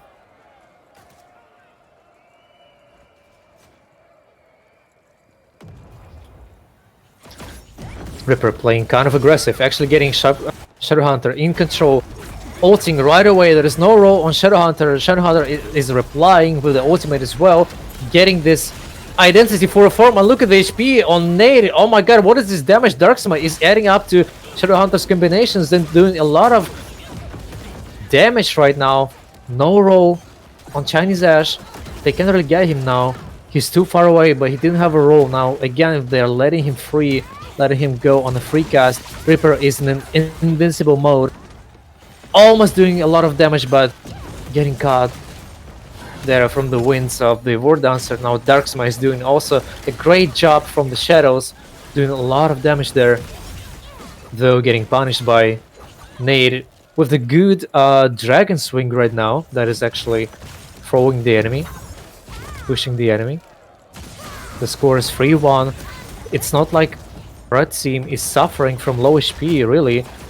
Darksma is trying to outplay Nate and Arrow, the sharpshooter, at the same time. Now, great crit, 23k from the sharpshooter. Darksma is being able to finish the second player as well. Out goes to the spawn.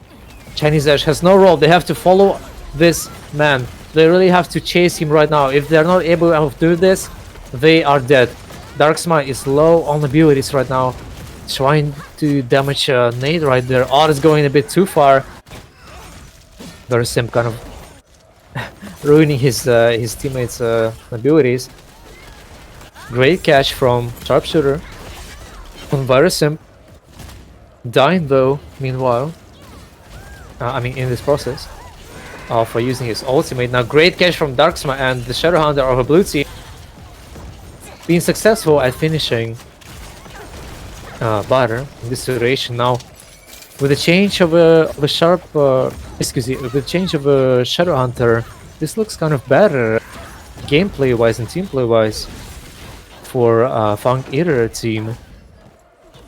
Meanwhile, Darksma is getting punished with the 31k to the face from Butter.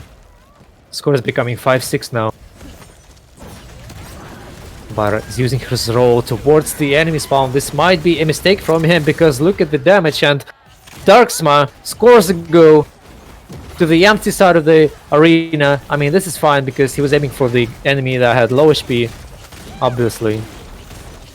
Ooh, what an outplay from Darksma there against Butter.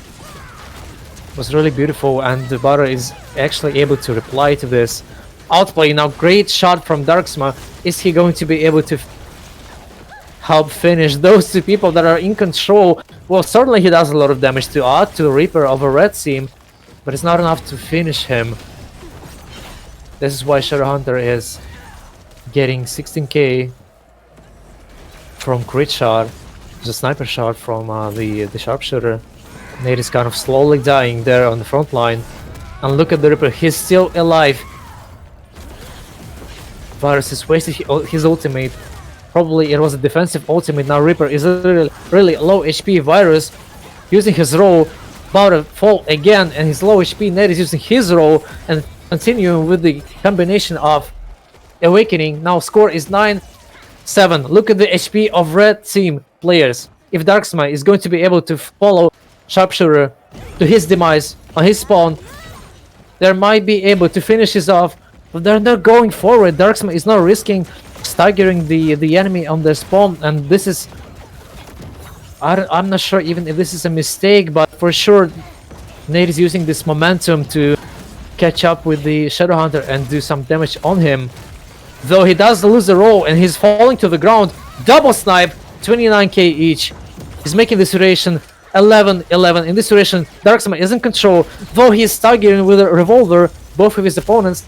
He's really low HP right now, and oh my god, this is dangerous for Darksma. He has to stay behind. They have to play very, very careful now and not push a lot because he knows they're about to go for him. This is exactly what is sort of happening right now. The snipe comes from Sharpshooter, not in the right direction. They're getting caught into the staggers. Darksma doing some good damage into Reaper, and look at the HP of Virus. He's really low HP. Sharpshooter falls to the ground, no roll of his. Great snipe. If you're going to be able to finish these guys off, this is going to be it. Oh my god, what is going to happen? Who's going to die first? It seems like Nate is going to kill Verisim there with low HP. They're over falling to the ground to their grandparents, but it seems like, oh my god, like Bider's team is going to actually take over this Best of 5 series. Is that correct? Yes, and Best of 5. I know Oh the my blue team God. lost there, but I think the the overtime section of that, if you were just watching Darksma, that is like textbook how you should play overtime. The way he ran away, the way he set up combos for his team, and just, man, it's one of the impressive gunslinger play there. It is. It is. He was trying his best. Darksma was Like doing a what- really good job. He was really shooting his shots. He was really successful at it. But I mean, Reaper and Claver were just sitting on his face, not letting him live. And it is hard to play against just the Glavier as a gunslinger when the opportunity for Glavier kicks in. You kind of have to play a little bit against Glavier. You kind of have to survive his attack and then go back if you want to play your best as a gunslinger. But there, it was also a Reaper that was sitting on Gunslinger's face. And meanwhile, War Dancer was trying his best on frontline. That was just he wasn't getting enough help because Glavier and Reaper multitasking on Gunslinger and on other teammates of Darksma. That was really, really hard. Sharpshooter, again, was just on a free cast. Once again, they haven't really... It's as if they don't notice this issue that the guy is in a free cast. I'm sure they do see this. I'm sure they're not... they're great players. They know they're... The amount of space that their two, I want to call them solo players, the Glavier plus the Reaper, they're just creating incredible space. They're able to force 1v2s and just stagger the enemy team to where they can't really set up as well as they want to. They have to set up in weird situations with their roll down or after a space bar is wasted. It's just a team of chaos, and it does remind me of a solo queue team, but they're optimizing a solo queue team here. And maybe that's a testament to the tournament and how we put this together.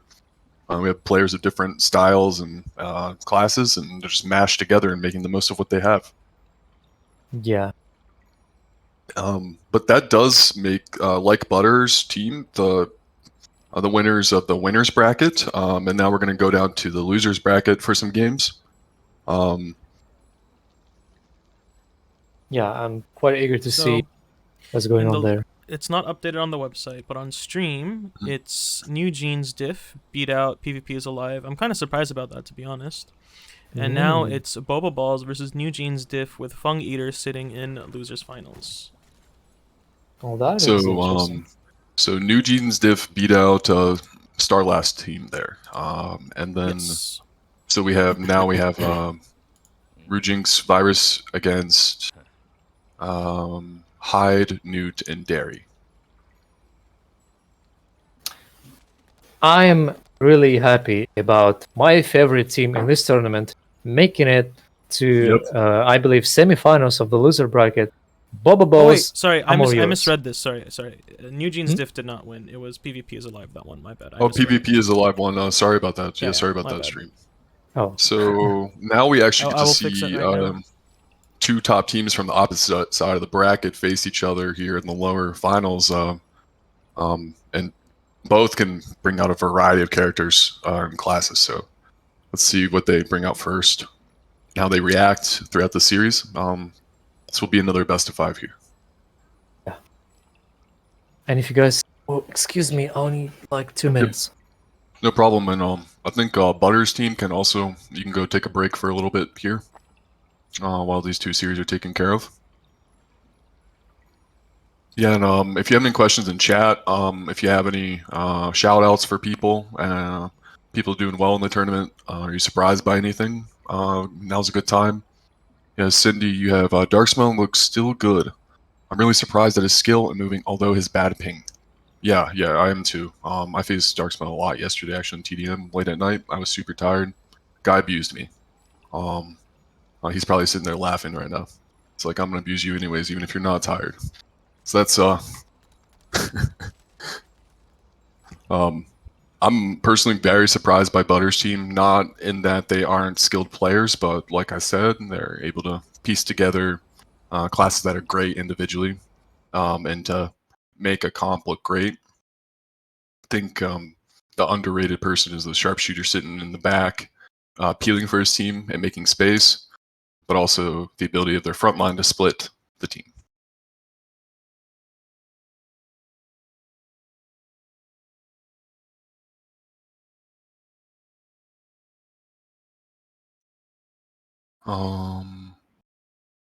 And how are you doing there, War?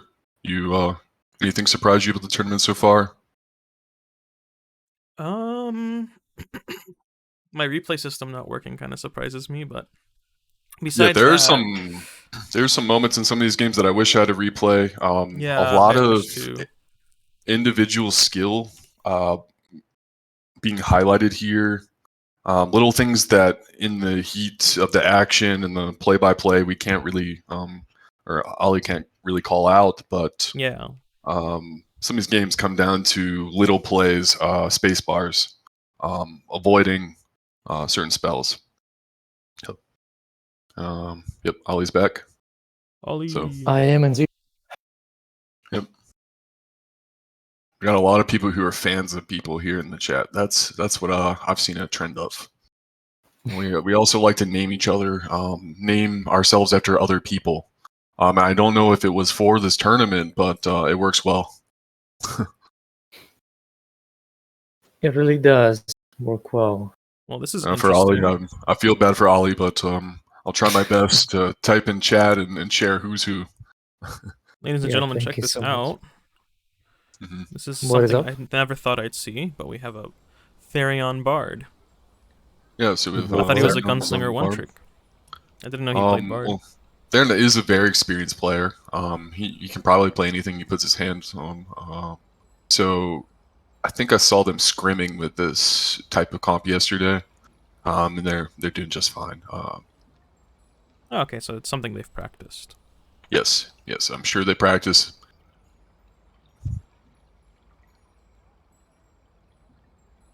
On the opposite side, once again, we're gonna have Zergling, we're gonna have Starlast, and we're gonna have Fung. We'll see the sharpshooter again, and we have Starlast this time, I believe, on the summoner. Yes. I really So- enjoy watching Starlast Sharpshooter. He's pretty good at it. You mean Fung's that's- sharpshooter? Oh, wait, sorry, what? I got things mixed up. Yes, Oh yeah, Fung's Sharpshooter. Yeah. I mean, he's- Starlast's Summoner is also pretty good. Yeah, I mean, last turn in Starlast Summoner completely. The way that he and Nate were playing that comp, we played into it. We just had no idea what to do. We could never get to Nate because Starlast does an amazing job in Summoner, creating space for his team, healing, and playing like a. He has a semi support style built in there where he loves defending and protecting his team. I think that's an aspect of all good players, though. Is being able to do that. So we're gonna get the game started here. So I'm gonna hand it off to Ollie. Yeah, thank you so much. I'm quite eager to see how the team on the right is going to play their compilation out, because it's Summoner, Sharpshooter, and Gun Lancer, some of the worst compilations I've seen so far, which might not be true. Actually, they might be able to pull this off. Well, let's see in another best of 5 match right there. We're starting Bubble Balls against Funk Eaters. Eugene is able to catch his first push control to the Summoner. Varus is going a little bit too far. I believe he's using his roll, but not taking too much damage because there is a Rhapsody from Bard. Trying to add up a little bit more damage. Gunslinger fails stun right now. The Awakening that does 540 damage onto Gun Lancer, that is truly strong. Of course, the shields were just on time. A little bit of commentating trolling happening right now. Now great catch from Summoner onto Bard of a red team. Puts her in a really low HP situation and finishing him off with a 31 kill with the crit. Oh my god, that was beautiful. This crit just came out of nowhere with 30% crit chance. Kicked in just in time. Virus trying to survive barely there. Actually getting in control. Getting Sharpshooter in control. But finally dying right now, and this is looking kind of bad because 2 remaining players on the right team are trying to survive their way, I believe, back to spawn. That's what it should do, but now that everybody's out of the spawn, It's their time to punish the enemy. They have to catch Fang. His low HP. If he's going to survive on low HP, he might do a lot of dirty things. A lot of damage. This is actually what is happening. Bard is getting caught into the snipe. Oh my god, another damaging crit ability, ego that does about 30k each. Also great awakening from Zerling there in this area. Its whole purpose was to stun Bard, to finish off the Bard, and I believe continue pursuing the enemy, but that's not the case. That's not what's happening. But actually Fang on low HP is able to finish Virus right now, and Bard, poor Bard, is left alone. Nobody's trying to really punish her right now. Not be able to do this. Fang is missing, unfortunately, his snipe. Great awakening from Summoner, not getting both hits, but one is somewhat enough, I believe. She has her identity filled up right now. Virus is really hating on Summoner right now. This is what you should do. 26k crit from Fang, making Virus retreat right now. Well, that's what I wanted to say, but he actually went forward and left his teammates alone in a 3-6 situation where Red Team actually has 2 more awakenings left. That is from Striker and Bart, and right now he might want to use it. Actually, great catch on the front line there from Fang. From Virus. Doing a lot of pressure, a lot of damage on Fang. Wasted awakening now into the Fang. Will they be able to finish them? Yes, Virus is actually finishing one player after another. Fang and Zerling are both going to spawn. Now Summoner is left alone there against 2 players. A little bit of a miscalculation on abilities there from them. And the shields came just in time. The score now is 6-7.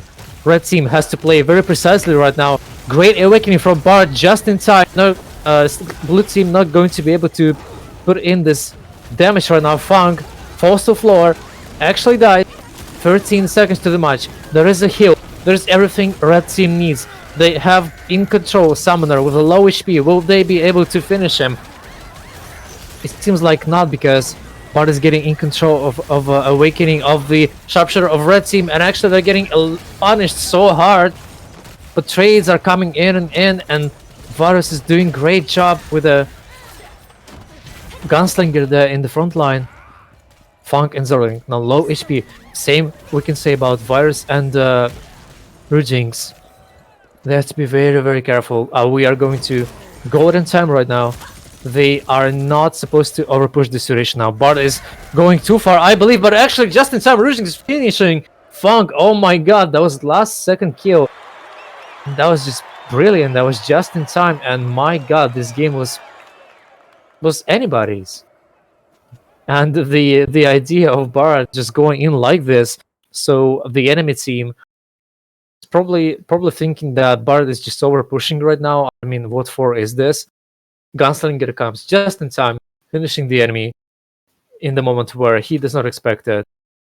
And man, Yeah, that was actually an insane play by the Bard. I would have, if I was a Bard, I would just like sat back and like waited for something to happen. But yeah. he's like, nah, I'm making the play. Exactly. I bet they didn't expect it either. The Fung Eaters. Probably that was the play. That was the thing, the idea of a Bard going in and distracting them. Sorry, the With a PvP is beauty. alive, not Fung Eaters. Oh, well. The PvP is a live team, yeah. Did we get any changes? I don't think so. No. You might want to change the name of the team. I did. Okay, it just changed. Well, it is 1-0 now for Bubble Ball's team.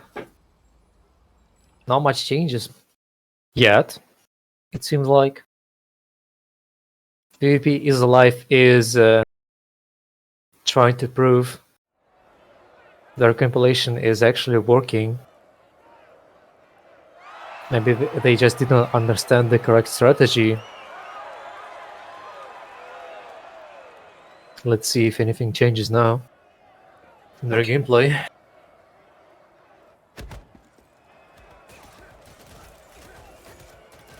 in order to win, I believe they should actually change something, their approach. That's what it takes. Almost a great catch from Gunslinger there. Not gonna work the second time the same way. Varus is getting punished there for being pushy like this, getting into the awakening, not getting the gun launcher's damage, but getting the snipe. That is really bad for him as well. 15k, I mean, this is not a lot, but just enough to piss the enemy off and make him push further and lose a lot of HP. The Rhapsody is coming in late this time. Punch controlling the Bard. Bard is not really suffering from this. Gunslinger instead makes Sharpshooter suffer with the help of a Zergling. So the perfect ultimate from Bard and the enemy side of the map there kind of helps them survive the situation, but not really pursue the enemy there. Now great catch from Fang helps him ultimate into Gunslinger of a red team, but is trying to help his team now, but that doesn't really help. He's getting caught off guard really, and all players of red team are low HP right now. One player out. Now Bard should really go back, because snipes don't go back, they finish her off. And Virus getting instant, getting the snipe, also getting sent to the spawn right now. And man, this is looking tough because Gunslinger is already in a bad situation. Wait, what was this? Awakening, mistake awakening from Summoner. Not much of a loss, I believe, because blue team is still going sort of good. Both players of red team, Bard and Striker, are getting into the control, beautifully controlled by the horses of the Summoner. Much of a follow-up there. Fang making a mistake there, staying a bit too much on the center.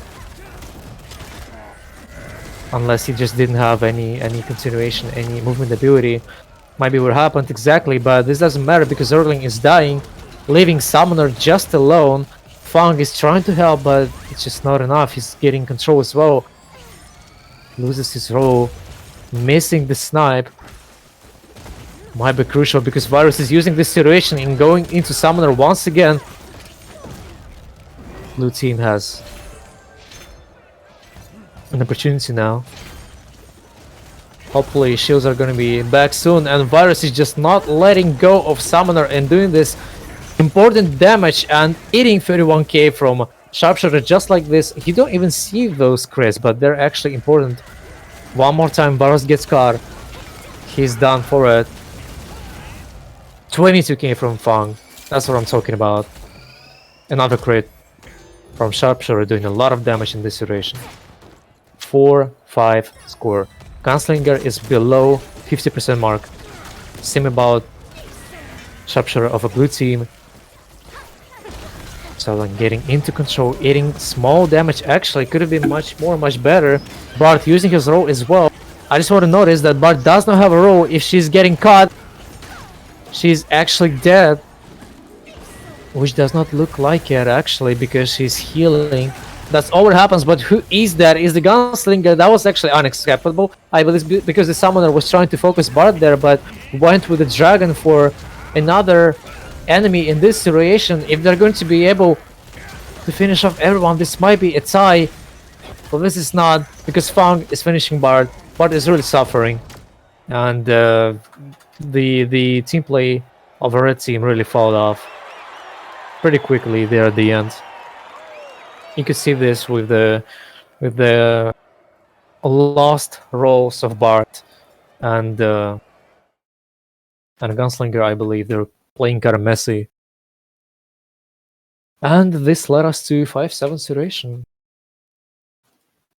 My God, why do you think this is happening right now to the left team?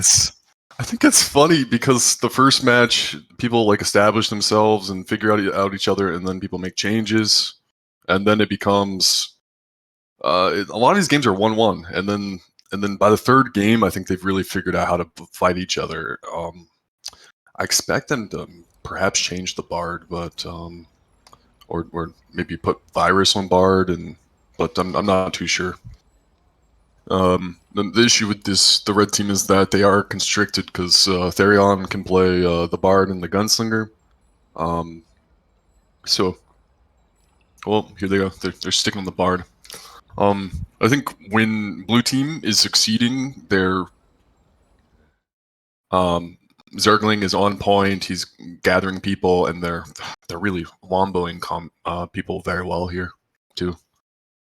Yeah, overall- and Sharpshooter of blue team is also doing phenomenal job. I mean, the damage, man, Yes. the damage that is coming out of this class right now is just phenomenal. And I just want to point out the sort of unfairity, you could say, that Sharpshooter is just staying there menacingly Yes. with a super armor on the snipe, fucking slapping the. You're gonna give it a shot tomorrow? Are you gonna give it a shot tomorrow? Are you gonna make one? Power pass it? Yeah, I believe that's what's going to happen. Because this damage is... Listen, we got to call the police. Yeah, Smilegate police. Patch note police. We got to... No.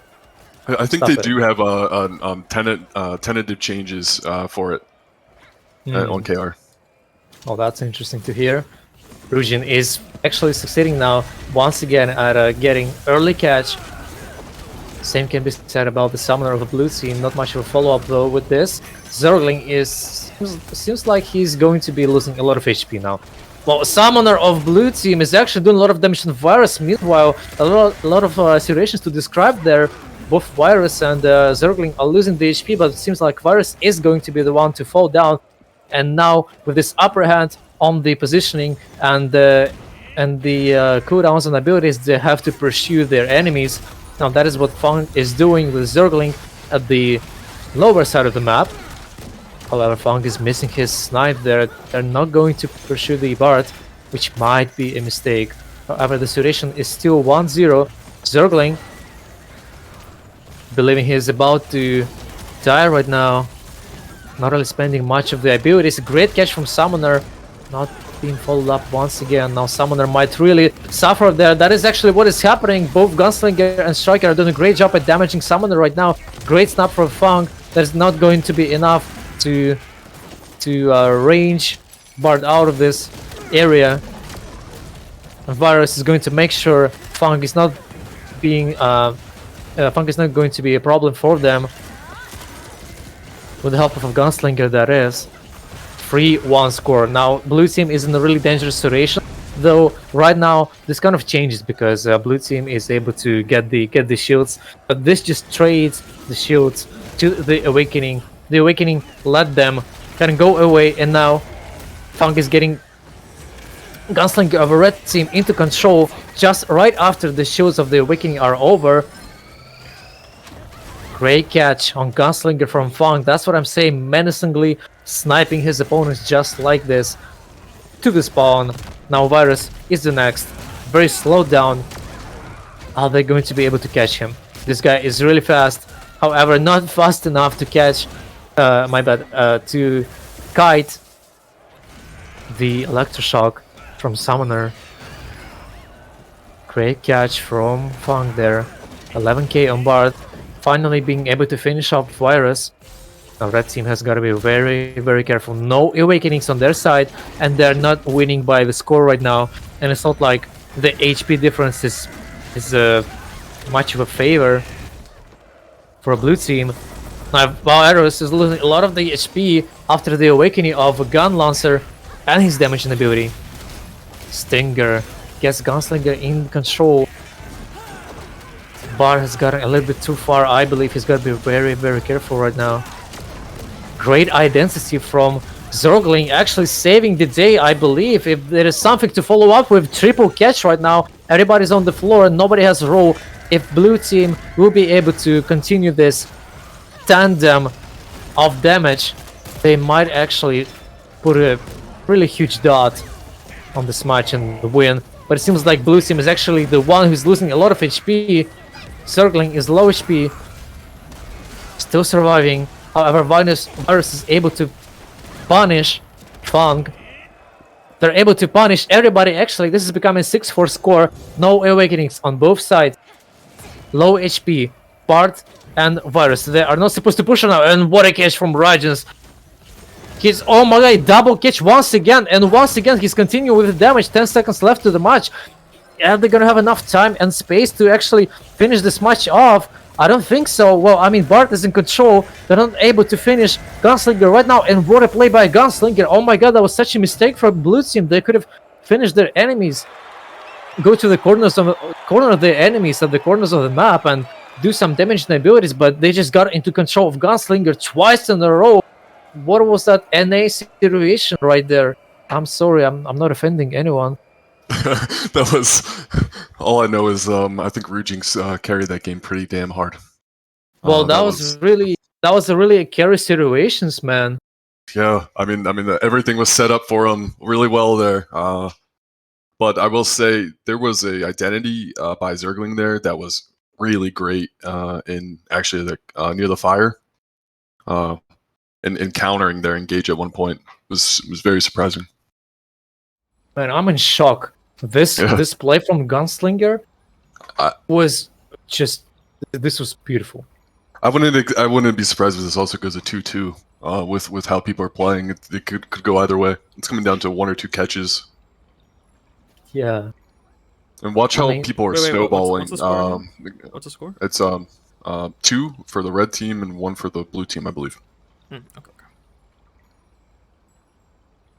I believe we're ready to go. I'm still not over this Gunslinger catch. Double catch. Like they were seeing this shit coming, and still they were not able to kind of kite this, to respond to this. They were kind of waiting for something. They were not supposed to be waiting for something unless they didn't have buttons in the cooldown. But I mean, they just went from the spawn. They must have had the buttons out of cooldowns, and that was really a crucial mistakes. Unfortunately, the instant replay doesn't work right now. That'd be really awesome to see how the hell that happens. Yeah, let's see if the red team though with how they're playing, they're on fire. Let's see if they snowball and finish the series here. Let's see that, yeah. The spirit on PvP is Alive team might be a little bit down after this little misunderstanding. Because that was a misunderstanding. I don't know. Okay, let's get over this and continue the match. Great catch from Fong. Oh my god, double crit on Virus from one ability. And a great catch from Summoner, double catch that fuels up her identity and does quite a good amount of damage on the enemies as well. Virus is trying to reply to this annoying catch from Summoner Zongli so far. Losing lots of HP, and Fong is in control of Virus, and lots of damage is coming in his direction. Finishing him off first. First kill, going for mobile team. Virus doing a great job on the front line there. Trying to catch Zergling once again after he spends the roll, and double catch from Virus once again. This might be crucial. Oh my god, a lot of damage coming in, and the damage and ability from Bart is adding up to this disaster that just happened in the middle of the arena, and Fang is performing the defensive awakening there, punishing Virus with a 30k crit on his damage and ability. Zergling unfortunately getting in control, and then the awakening that finishes Fang. Now blue team has got to be very, very cautious right now. They're kind of falling off. This is what I was saying. The tilt is coming in from the previous lows. I really hope it is not, because they have to focus right now. It's 4-2 situations. Gunslinger is left alone. He has got to be punished, and Stinger is missing. But everything else is actually getting him to the spawn. Now Virus is better. Over pushing right now, but it manages to go back just like nothing happened. That was a huge mistake from a blue team.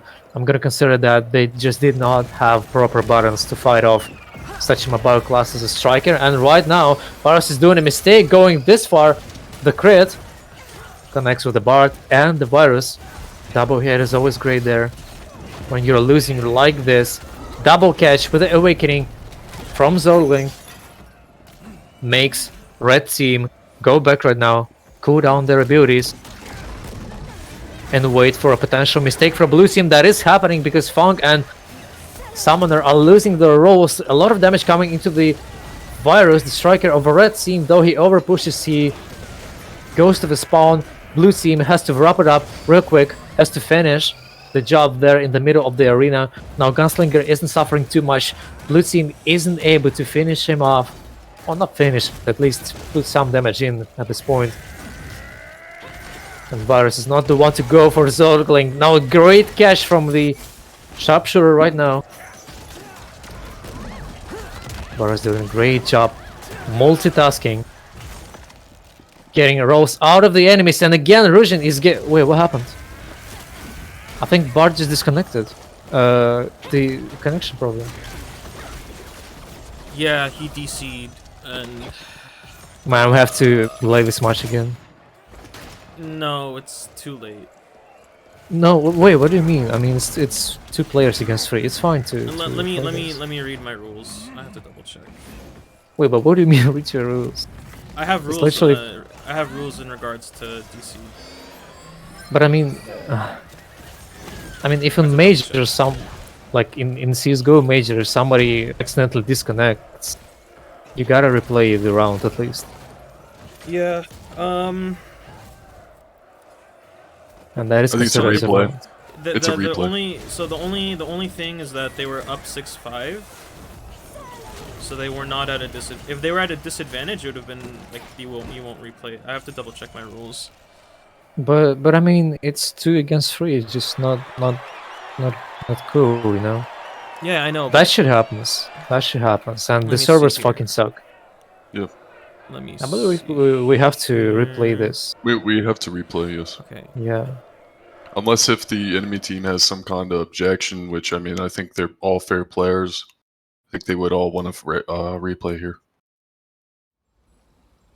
Yeah. I'll ask. Okay, so here's my rule: if the player's at a disadvantage when the DC happens, it's like you have to play it out. But because they were at an advantage when the DC happened, the red team was at an advantage when the red bar DC'd. So I'll ask the players. Hold on. Perfect. That's an interesting rule. Where did you get that? Because the reason why, so the reason for this rule is to not, because if you just reset every time someone, if you just reset every time someone DCs, then like people can abuse it, like, oh, we're down 0-1, I'll pretend I DC and let's reset. But it's to prevent something like that. Do you think he did this on purpose? His team was up. Why would he do it on purpose? I mean, Yeah, they were going to win the exactly. game. Exactly. I think it's a replay. Sorry. Yeah. I don't think we should Well, just like. I mean, make up rules that's- here or something. Yeah, I think that's really low move. I don't think anybody there would make this, unless you have some not honorable people. I'm not gonna name the names, but I mean, if they're going to do that, then they probably want to be in the tournament anyways. yeah, That's my view on it. It's not like we're restarting, a Dota game and it takes 55 minutes to get to the stage. They were also up. Let's just play. yeah.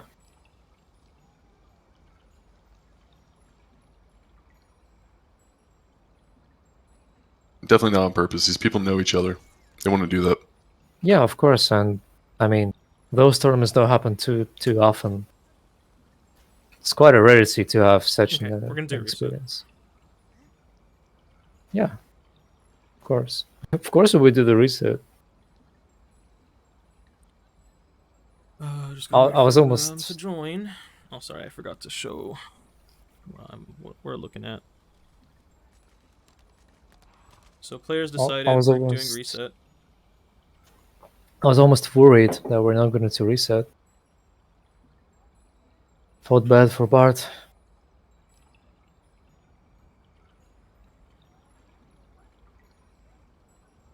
Unfortunate. Yeah, like Just Theory said, there's a reason for the rule, but this is not the situation for that rule. Super, check the chat. Discord. Which one? Discord. The hour where we're sitting. Other discussion.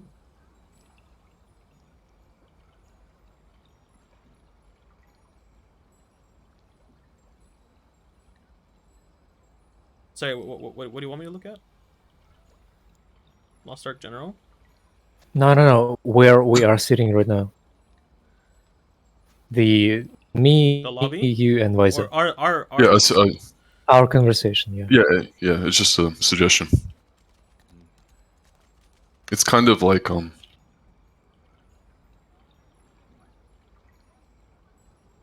I'll try.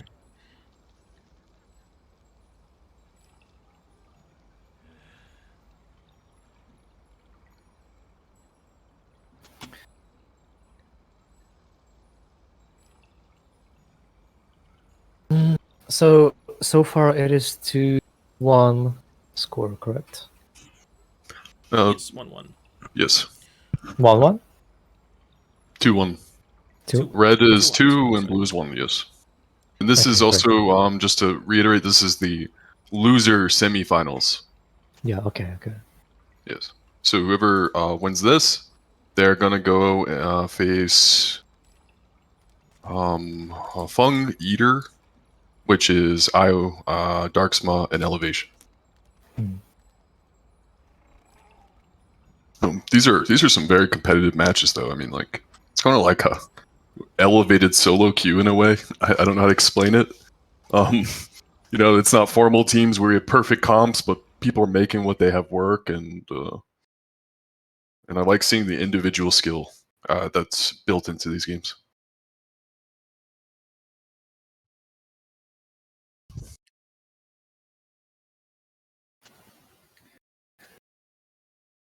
Seems like Join up. Bart is still having some Having issues. some connection issues, yes.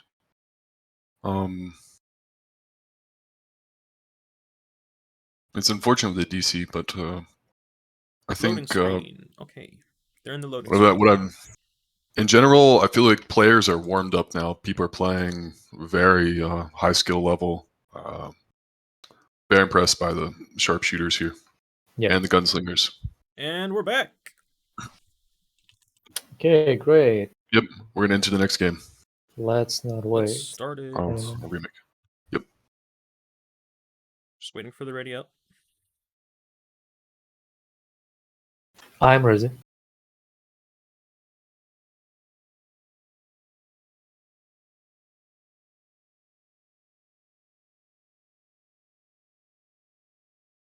Zergling. There we go. Circling, making some interesting builds. Oh, actually, no. I'm disappointed now.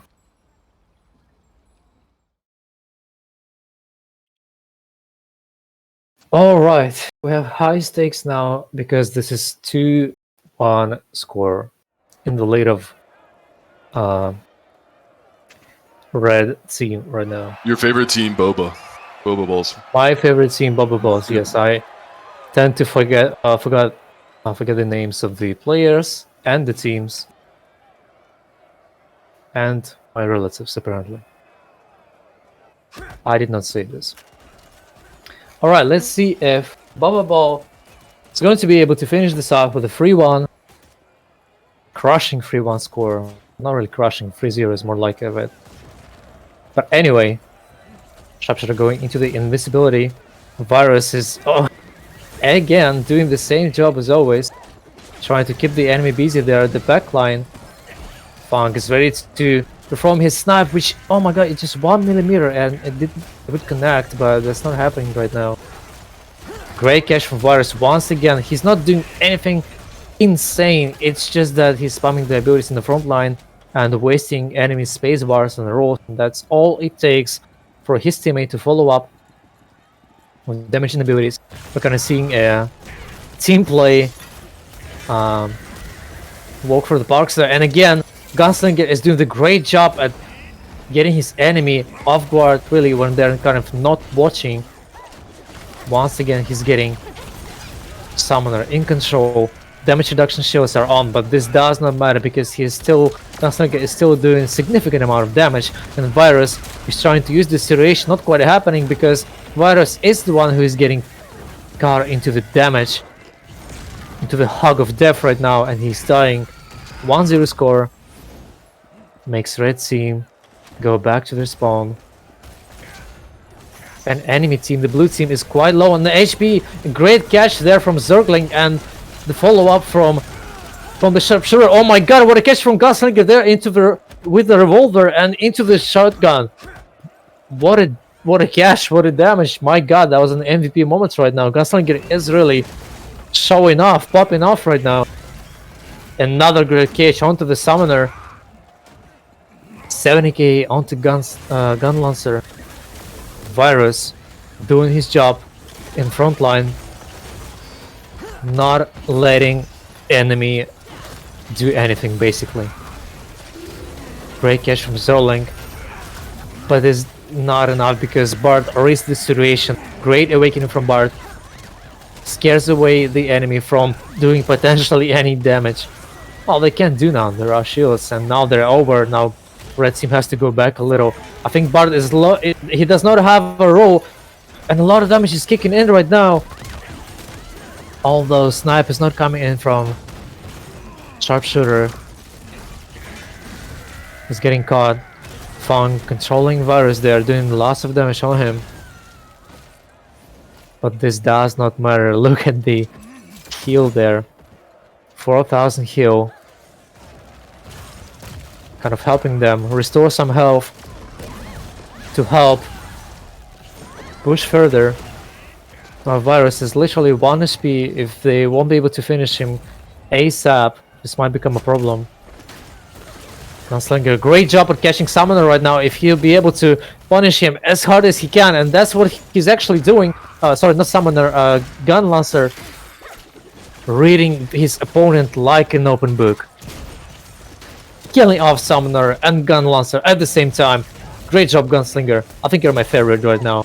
Even though Fang does 29k, 27 back to Fang. Enemies falling off. And look at the stacks of the damage on Gunslinger right now. If he catches his enemy into control, he's going to do a lot of damage. That's what I'm talking about.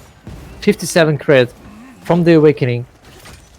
6-5 score. I believe Gunslinger hasn't died once in this game. This is why he has this amazing buff stack. And Sharpshooter is able to finish off the barb. Will this be enough to tie up the situation? Gunslinger getting Sharpshooter once again into control.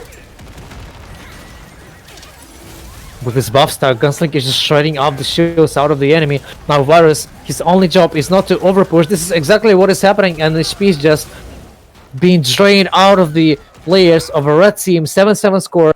Summoner, low HP. Gunslinger is also low HP. Now this is a job for Gunslinger not to overpush, and Fang is going to make sure that Gunslinger dies. That's not what is happening actually, and is Summoner going to die, or is it going to be Gunslinger? Gunslinger has to back off right now. Bard has not to overpush right now. Fang makes an attempt to finish off his opponent. That is Gunslinger, but Gunslinger strikes back. Summoner has a little shit on him. Is the shot going to save him? I don't think so. Virus loses his role. He's not able to continue with anything. And Fang, is he going to be able to connect this shot? Yes, exactly. And Gun Lancer is helping him with this. And now Fang, in invincibility, will be able to finish Virus. And oh my god, at last second, Virus finishing Summoner. And that finishes this match. My god, what is this? What in the world? That was crazy. What the? Look at the score line. By the way, for god, Virgins, I have never seen something like this That's in a competitive professional game. Wow. Like no doubt, guys. This is how you play Gunslinger from now on. That was actually incredible, and but also kudos to his team for making the space so he can play that way. It's pretty amazing to see. Like, one thing I've noticed is that Virus doesn't he doesn't finish the kills. He just kind of like knocks people up and lets Urgings do whatever he wants. Yeah. Yeah, that was My amazing. God. Man. I see why Rujinx was rank 1 on NA West. I do now. I haven't seen much of his play, but now I do understand. I mean, some gunslingers can just run games. So, Yeah, that ladies and was gentlemen, amazing. next we have Boba Balls versus Fung Eater in losers finals. We'll update the bracket. Show it off to you guys. And Bobo Balls, feel free to take a 2-3 minutes in between games.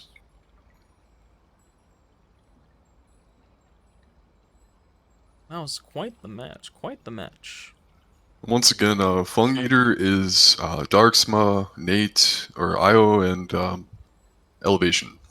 We've seen a lot of Arcana, War Dancer, Gunslinger from that group. It was 3-1, correct? Yes. Yeah.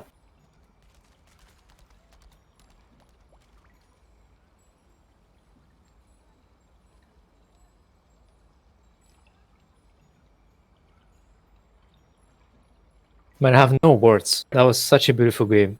It's just This is amazing. some games, you know, when it's the back and forth never breaks over like one body. It's always like half a body difference. It just could go either way, and I love when games go into overtime and get into the golden kill stage because people have to adapt. They have to play differently, and not to mention the damage is higher. Yeah. I'm gonna be like, I just want to point this out. Gunslinger did an amazing job with spacing out, with catching his enemies. All those snipes were just on point, you know, like a cherry on top of a cake. And the last match was basically a finisher. It was, what do you even call it? It was a, I don't know, Just knife to the throat. executioner, yeah, Executioner, exactly. yeah. 826k to 100k. Man, if my teammates in ranked played like this, I would have been Grandmaster rank 1 so far. Man, that's amazing. I believe we have ready teams. We just need to swap Bard Dancer and Bard, and also change nicknames.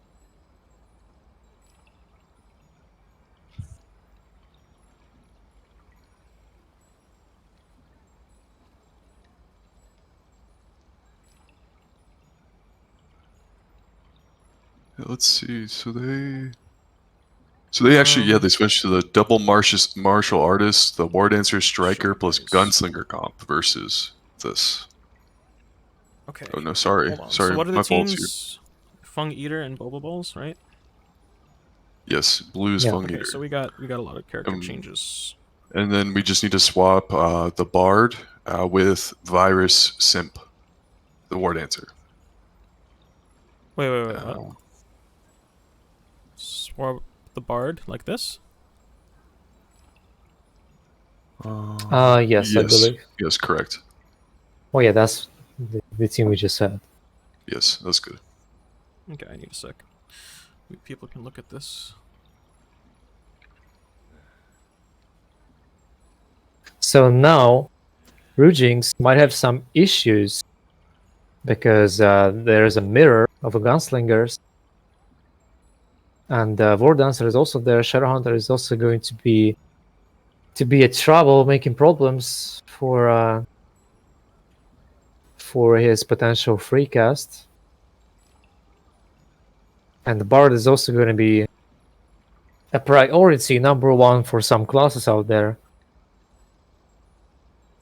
So basically, when you do not let Bard play together with her team, this is kind of a end point for the team when the Bard is separated and executed.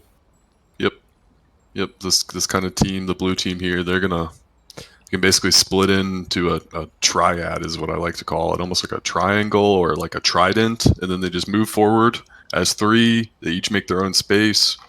I mean, they can clump together, but this team will do really well pressuring at the start, isolating targets, especially that Bard there. Yeah. Okay. Well, we got the game starting here. Yeah, let's see how it's gonna go. This is our losers final here for everyone. Indeed. This is a best of 5 again. Man, if this is best of 5, our grand finals best of 7. No. But there is a winner's advantage in grand finals. So just yeah. one. There's no bracket reset. Just one match. Thank God it's not best of 7, because if that was best of 7, I would be saying stuff like, "Oh, Gunslinger, nice job, nice Yeah, it's job." getting late for you. Like, I can't imagine. Well, it's fine though. It's fine. I'm still energized and ready to commentate this upcoming match. Now, Virus is trying to break the ice there and make contact with the enemy. Fails though. Continuation is sort of better than his starter. Virus is trying to space out the opponent, potentially catch anyone in this tornado, but it's too slow for a catch. And Virus is catching. Virus, my God, those nicknames! I'm flabbergasted. Gunslinger is trying to wait for the opportunity to catch Shadowhunter there and help Bart. But that's not what is happening. He's catching Vor Dancer instead, and Bart is suffering right now. That is what I was talking about before the match. If you separate Bart from the team, it's going to be really bad, because right now they're left alone against all of 3 players. Virus is somehow surviving, not really at a low HP, but getting closer to low HP, but actually doing a great job there on the front line. Darksma is punishing a bit the Gunslinger of the opposite team. Shadowhunter is on low HP. Virus is beating a little bit faster than his opponent on Gunslinger there. Also finishing. Vordancer looking at great actually. 3-1 score so far. Now they have to die one by one, the players of the red team, and not overpush. Wait for each other's arrival from the spawn, and I believe this is going to be troublesome because Bart is in control of 2 opponents right now, getting a lot of hits in, and as we know, Bart is not really the tanky class out there. The defense percentage is really low on Bart, one of the lowest, if not the lowest. Virus finally dies, but I think it's just too late right now, because Gunslinger is going to suffer trying to survive 2 enemies at the time, and Bart was not expecting Shadowhunter there, that is finishing her off. And now it's 2 teammates again trying to survive there, although Vordancer is going too far, getting too cocky right now. And what a snipe right now from the Rujinx. Once again, the master of snipes doing his thing. Darksma also getting that snipe. Now this time it is from the Awakening. Will Virus be able to finish Darksma off right now? It seems like so, and the tables have turned, because Vordancer of blue team has lost his role, might potentially fall again, which is not actually happening. Great ultimate from Bart right now.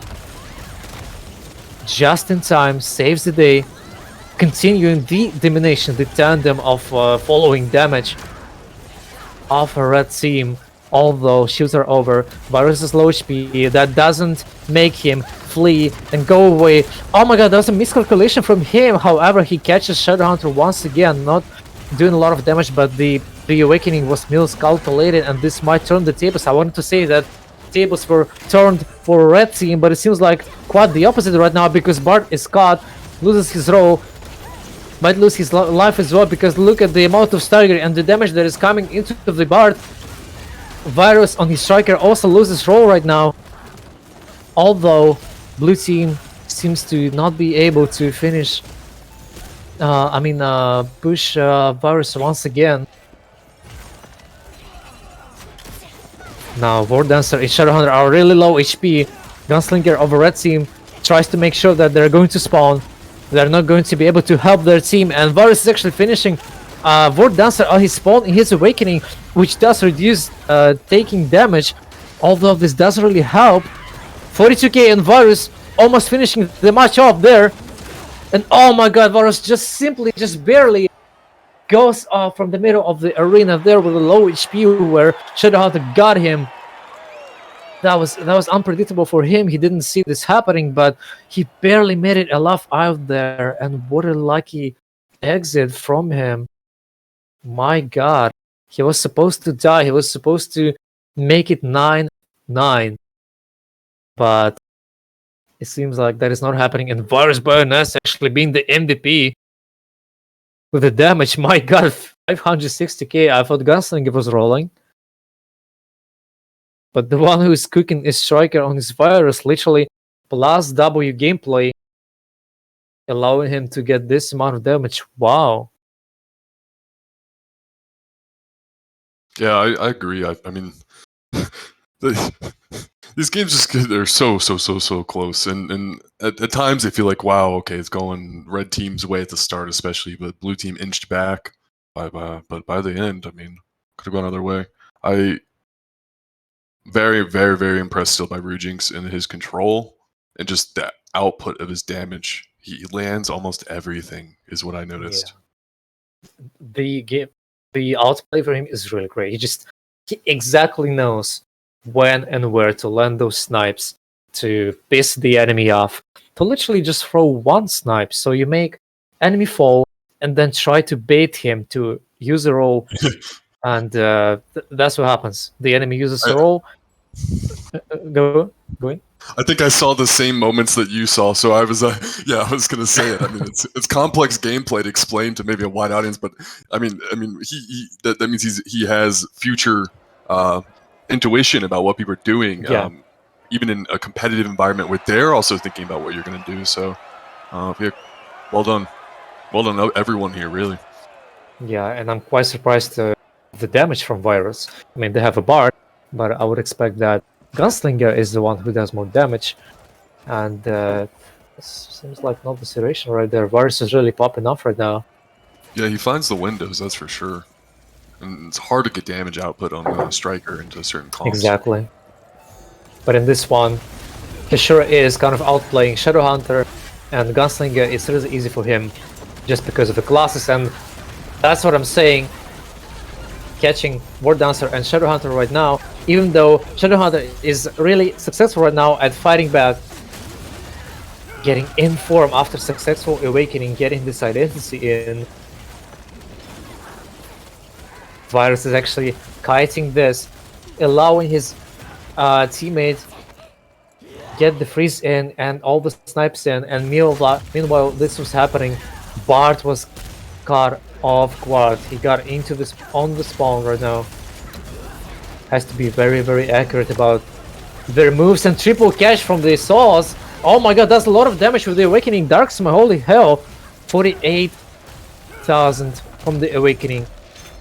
Rujinx trying to do the same to his opponent. That was a War Dancer. Bart is not living the best life, getting caught a lot while his teammates are trying to survive against the other two opponents.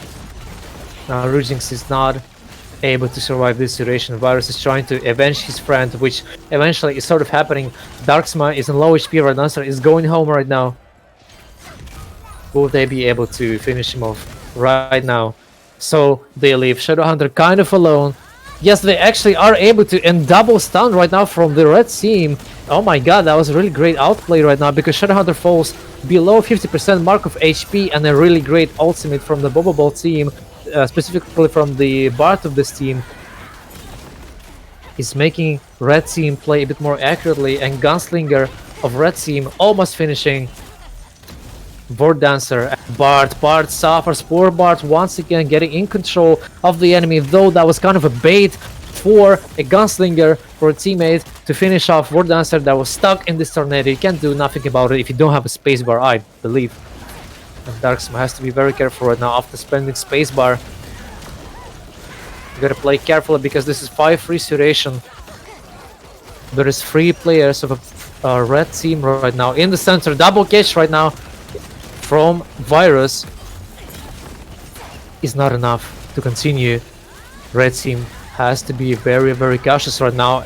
An awakening from Rujings from the Gunslinger of a red team does some damage on Shadowhunter. I didn't see exactly how much, but just enough to make it the score even and put Virus into the corner of the map and in the situation where he's going to be done.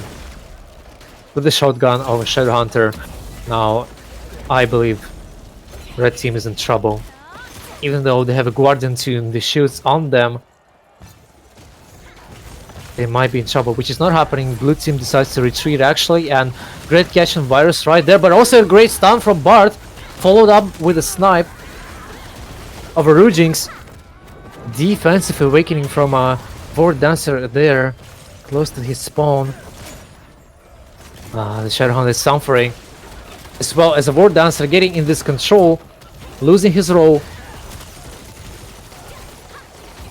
Darksma also losing this fight to a Gunslinger. Gunslinger of red team might want to go back a little. Actually, low HP on Vord Dancer is what makes him go in and help his teammate. Now is the time to retreat.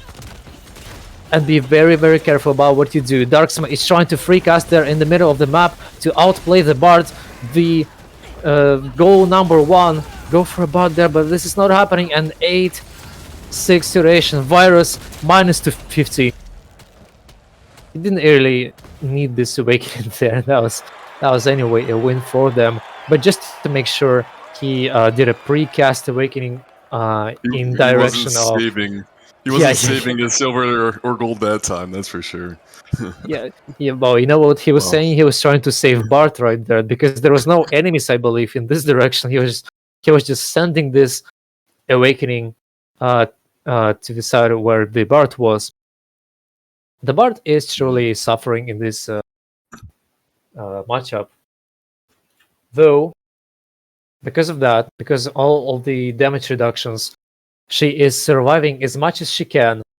And while this is happening, her 2 teammates are focusing one teammate that is left behind and making sure that he's dead. He's not going to help his teammates, and coming back for Bart that is almost low HP. And finishing them off, making it 3-0, and then repeating the cycle. It's the ultimate bait, and the Bard slows in particular. I believe they were buffed, correct? I believe so. It's like a 60% slow now, and I know it's just 1 or 2 spells there, but it can make an impact in your team getting across the map, making plays, and it gives people time for their cooldowns to come back up and really be ready to make a counterplay to you. I think it looks like they're swapping in the Arcana here to see if it will make a difference. I know that some games he can really pop off. He can do incredible damage. So let's see if he can counter Steam here. Yeah, Arcana, that is really interesting. I mean, against a striker, it's not the best choice unless you play really team play-ish with your team there. You gotta be a team player if you play Arcana now against classes like Striker. Now Gunslinger is not going to be the issue there, Bart as well. Arcanist might as well actually go for the Bart to try to punish the Bart. Yep. But let's see what are going to be the priorities of Arcana itself. Okay. It's a 2-0 here, so this is their final chance. Exactly. See if they can take it back. If they want to come back, they will have to pull off 3 wins in a row. If they are able to pull 2 wins in a row, that is for sure that they can make it 3-2, because that's kind of often what is happening. The spirit falls of the winning team. But let's see if that's going to happen. Red's on fire here. Red is on fire, so. Oh, they sure are. They sure are. Rujings doing his favorite move. Getting Virus in control. Sorry, not Virus. The Vord Dancer of a blue team. He's trying to answer with the same force. And actually, Arcana is going a bit too far. Kind of ending, actually going a bit too far and slowly dying. And then eating Striker's Awakening. Back to the spawn, my friend. Red team feeling overconfident right now, playing just like this, over aggressive. maybe they should reconsider their actions. Arcana is falling to simple initiations like this we just saw from Virus. Now they have to be really careful. I believe Arcana is a little bit of an in tilt, looking at the actions of these players, because both Virus and Rujinx are able to finish Arcana off, because Virus is just but just enough time to keep Arcana on ground, so Gunslinger is able to follow the actions of his teammate and finish Arcana low defense protection class with a huge damage on shotgun and sniper. My god, Arcana is making all the mistakes right now, dying 2 times so far. That's what I was saying. She's gonna feel really, really bad against this setup. Again, Virus is not letting live Arcana, that is. He's not letting Arcana live and just making her life really hard. Same goes for Gunslinger. Beautiful ultimate into Arcana and War Dancer at the same time. War Dancer is trying to make up for his fault, for his mistake, with a tornado damage on Virus there. Meanwhile, Rujinx is doing a great job in the middle of the arena, countering whatever actions Arcana is doing. Both Virus and Bard are low HP at the left side of the arena. Barely surviving and not letting blue team perform any actions really. This is 7-1 so far. 3 dabs from Samiboba, doing 58,000 damage to almost 400k. I believe he's a little bit disappointed about the score right now and not being able to focus. However, his teammates are trying their best right now in the front line. Barusemp almost finishing Rujinx. That is not what is happening, because he fires back and does this successfully. Let's see if Arcana is going to actually release his awakening this much. Darksma finishing Gunslinger. Score is 7-4 right now. Varus is still doing a phenomenal job in the front line, multitasking. Bard once again, great ultimate, actually saving Virus. That was an amazing ultimate, I gotta say. Virus is just not letting Arcana live, and look, she's just gonna be left there alone. She's not gonna be able to do any damage whatsoever. Low HP. Card once again with a sniper rifle off Rujinx. Even though Virus is low HP, he's gonna do a lot of dirty stuff there in the middle of the arena. Look at the buff that Arcana has. These stacks of defense are literally saying that this guy was not able to keep up with the pace that Virus and Rujinx were setting for the whole match. That is really good game. 3-1, correct? Yes. Or 3-0. No, 3-0. It is 3-0. It's 3-0. Like I said, I feel like Boba Balls was just on fire, warmed up, knowing how to play with each other. And I think, like Cindy mentioned in the chat here, Striker just played really well into the Arcana, and you had even predicted it yourself. Yeah. I think we do want to say, I mean, we have Fung Eaters. They are out of the tournament in third. We want to say congrats to them too, because they did play very well. They did, yes. Each individually, but as a team, and they performed against different comps very well as well. So kudos to you guys. Some of the best players in our region, if not the world, probably. So yeah, who knows? GG's to them indeed, yeah. Yep. They showed a great game, even though that was a 3-0 all the way to this stage of the tournament. They have shown a great game. That was great content. However, it wasn't enough. I think Arcana swap was not the best change there, considering what classes you have against you. This might have been just a decision made by the emotions. I do understand this.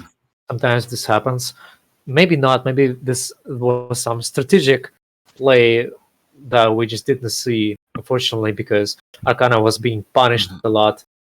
And we're not going to see because, as you said, this team is out of the tournament. Thank you for playing third place, correct? Yes, Third third place, and Dark Smoke, for example, is from NA East server, and he jumped over and played on NA West, among others in this tournament. So thank you for participating in that way too, even though you're Yeah. playing on poor ping, perhaps, or at a certain disadvantage like that. I mean, thanks for putting it out there. So Truly gotta Alright. agree with the saying in the chat. Goodness gracious, great Bob of Pulse of Fire. All right, ladies and gentlemen, we are heading into our grand finals. So the way this works is we're not doing bracket reset, but we're doing a game advantage. So, they never Like actually Butter. played each other though. like butter and Yet. boba balls? Not yet. Oh, okay. Like They butter. never played each other. Yes. Okay. So this is their first time. So like Yes. butters is going into this 1-0, and let me notify them just so that. No, they are know. not. They've never played each other, is what I'm saying. There's no advantage. There's no because of grand finals advantage. Oh, Because they're in the because what is it? Because like butter is sitting in grand finals from the winner's side, they get a 1-game advantage because they never lost. So instead of doing bracket reset, we're doing a 1-game advantage. Does that make sense? okay. I just thought that only happens if you already played that team before. No, but- it's only if you come into grand finals from winner's side. Does that make sense? Wait, can you explain once again? Because Okay, ladies and gentlemen, I will explain this for everyone who doesn't understand. This is common for grassroots tournaments. Like the reason why Dota and League doesn't do it is because they play many matches, so it doesn't matter. But for us, because we're playing so few matches, let me get the bracket. So if you look here in the bracket, you have like butter, they're undefeated, right? So they're going into this with a 3-0. They're 3-0. That's their score. Like they've won 3 games and they haven't lost anything. And then you go to the losers bracket.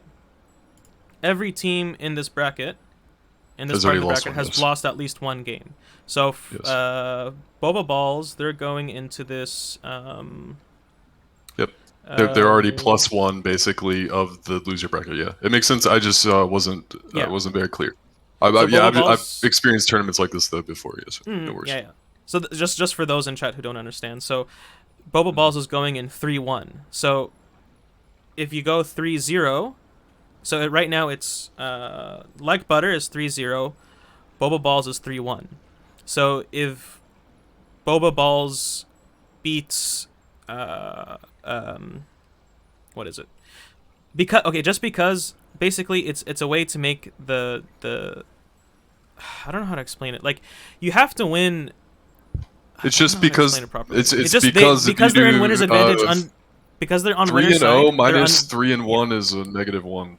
Yeah, That's exactly. all it is. So it goes. So it's -1. So it goes. So when Boba Balls wins, it goes to 0-0. So then you have to play one more.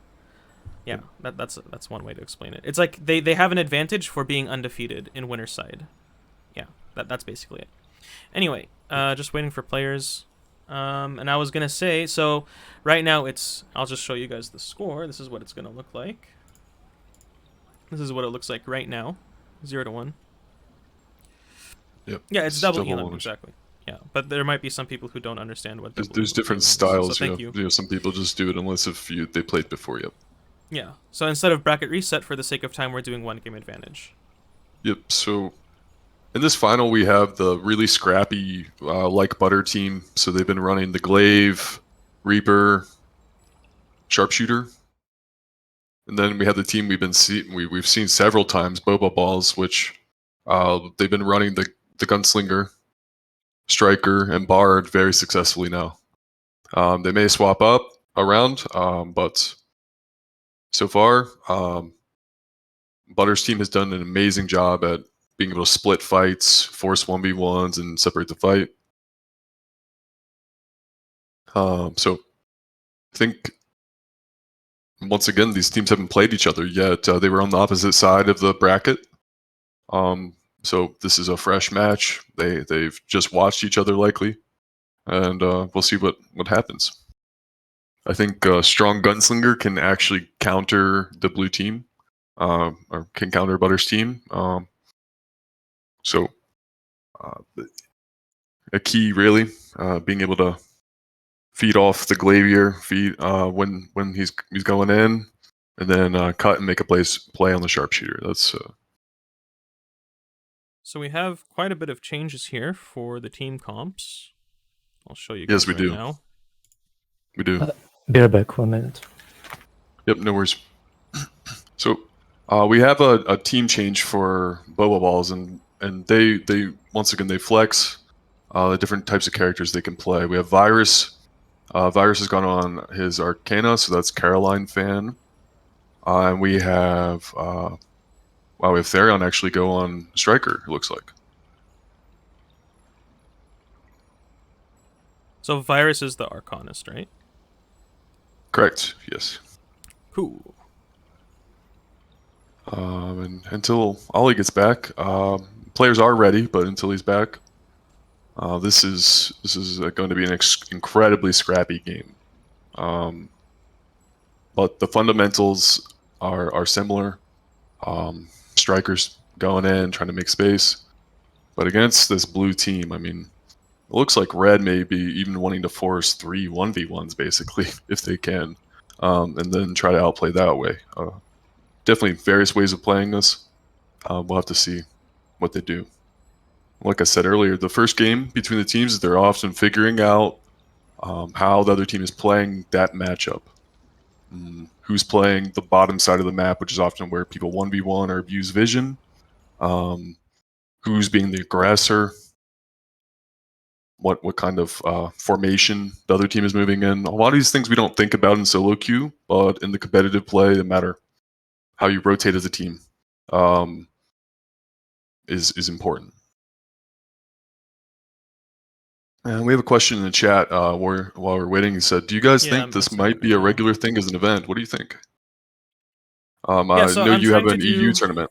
Yeah, so next week I have an EU tournament. If you want, speaking of which, if you want to keep updated on tournaments, please join the Discord or the Twitter.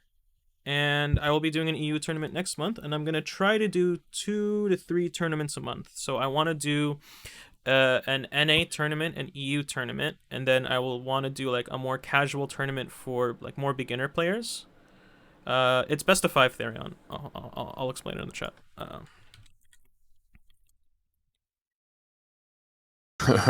And then someone's asking why you're so beautiful. What's your response to that one? Because it's just how I'm made. Yeah. It's the way I'm made. It's just you're just born with it.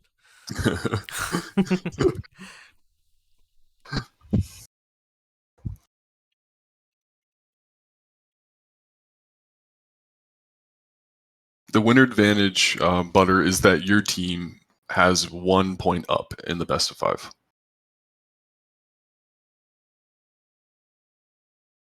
Correct.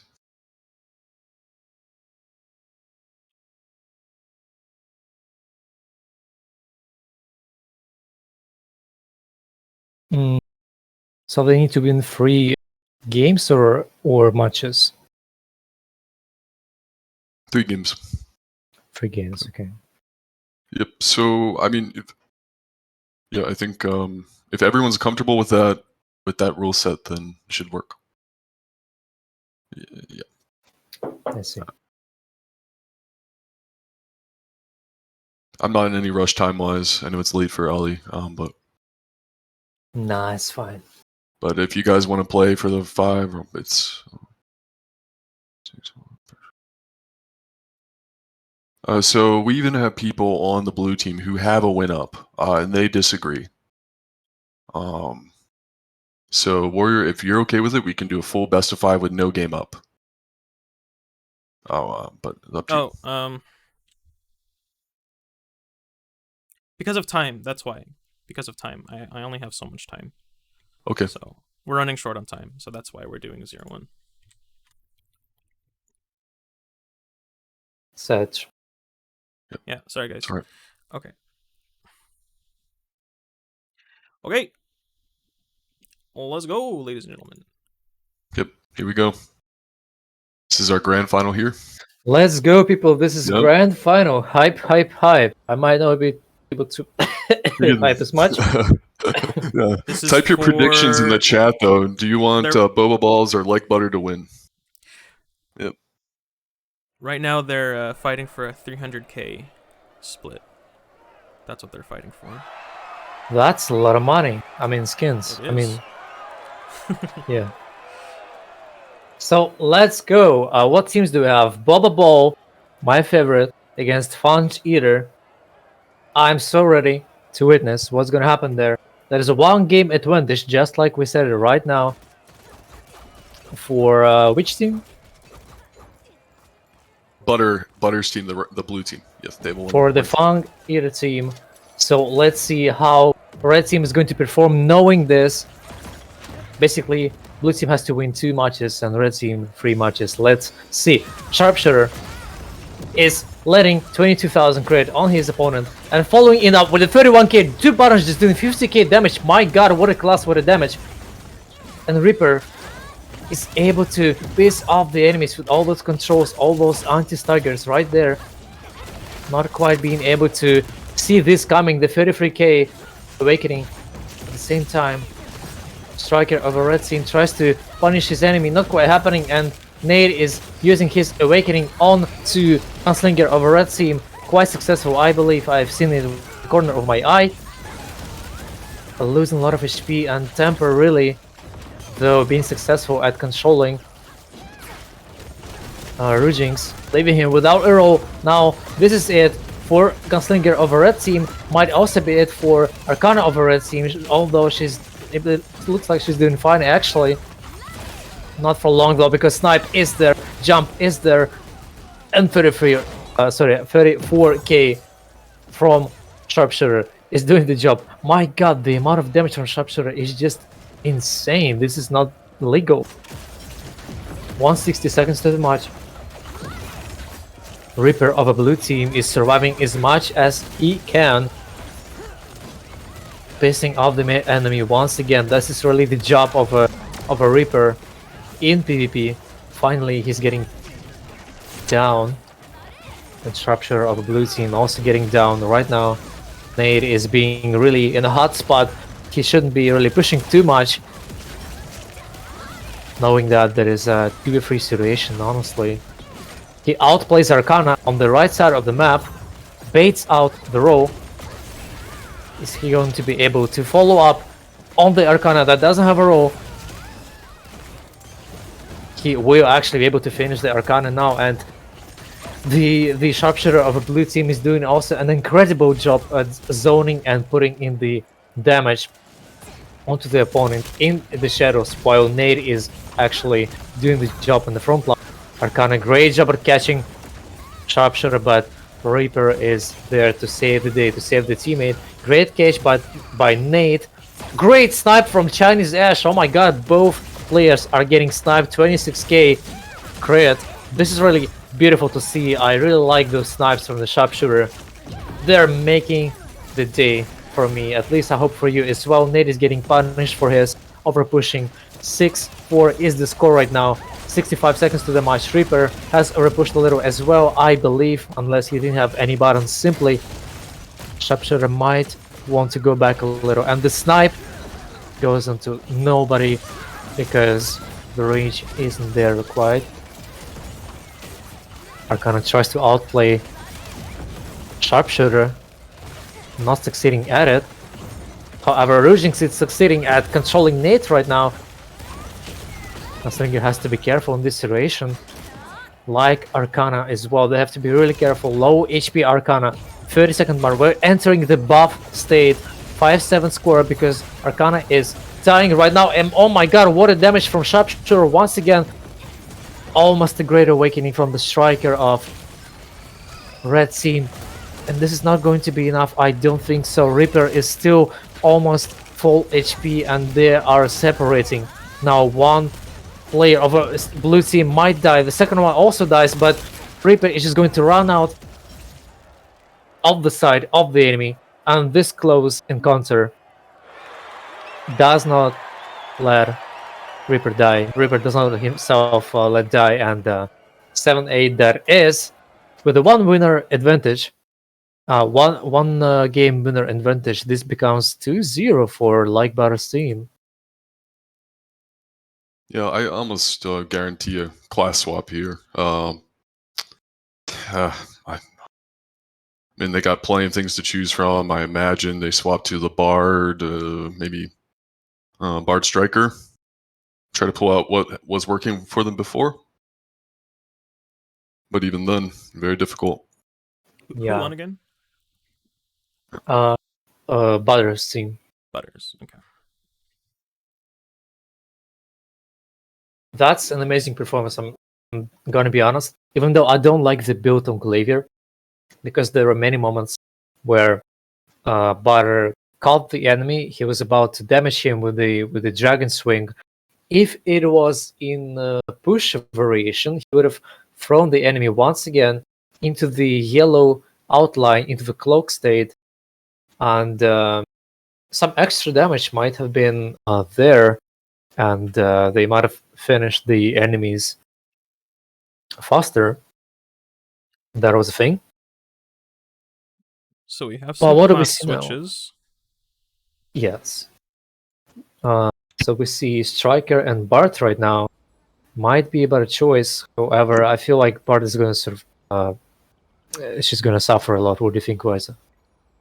Yeah, it's like I expected. I mean, they're going to go to what was working for them before. Bard, I mean, I play Bard myself. It is rough to play into this. Like, I mean, I play Paladin a lot, but into Butter's Glavier, but imagine playing Bard into a Reaper Glavier, plus the Sharpshooter shooting you from... It's just kind of impossible to play into. So just hope that they can make good Guardian Tune plays and really set momentum for the red team. If they don't have momentum, Blue's just going to slowly eat away and stagger to that win, like they've been doing throughout the tournament, really. Whoa, score is wrong. Sorry. It is fine. Something. It's fine. Who's... Oh, okay. It is 0-2. 2-0. Yes, There we yes. go. Now it's correctly as gentlemen. Don't worry about it. So this is putting Like Butter on tournament point, which means this could potentially be the final match of the game, of the tournament. That is true. And let's see if Like Butter, that is the the name of the team, is going to be able to put a really fat it's supposed dot to be Like on the... Butter. My bad. Yeah, it's okay. If they're going to be able to put the dot, the huge dot, on this game. And let's see, Virus is doing a great job there on the front line. However, Nate, is doing a great job also countering his moves, and the good amount of damage, the big amount of damage is coming after, from Chinese, Ash, the sharpshooter, and Nate as well, messing up the boards.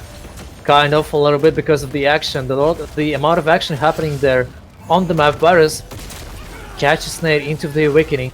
Now look at the amount of HP on players of the red team. One catch and they're dead. However, the first one who dies is actually Nate, the Glavier. Is able to take off the Bard. Virus is really low HP, he might die to the bleeding. And Gunslinger is left alone. And blue team situation is not looking this bad. Now Gunslinger, I believe, is finally dying. He has 25 crit. And also Bard got 26k crit as well from the spear, I believe. I haven't seen this really. Virus. Great.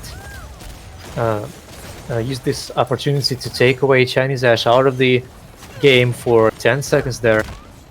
But low HP has to play very, very cautious right now. Virus doing a great job once again in the front line, just slamming this plus double W, not letting go of his opponent.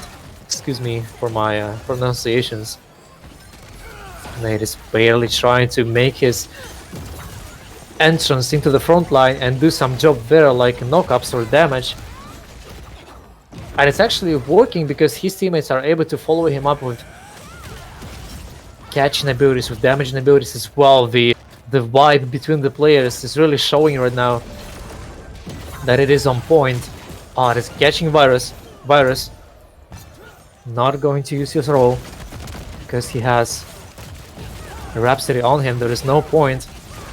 Now he's using roll, and he kind of has to go back if he wants to survive and turn the tables potentially in this situation. However, it is 3-6. Blue team isn't losing much of the health. Gunslinger is in trouble because Flavier is trying to finish him off there. 4-6. Urgings is taking off the Reaper, and now Nate is in danger. He is alone without the roll. However, Reaper comes out of gates and ready to avenge his friends, to help them. Great combination there, takes half the HP from the Reaper of the blue team. Looking for a potential catch once again.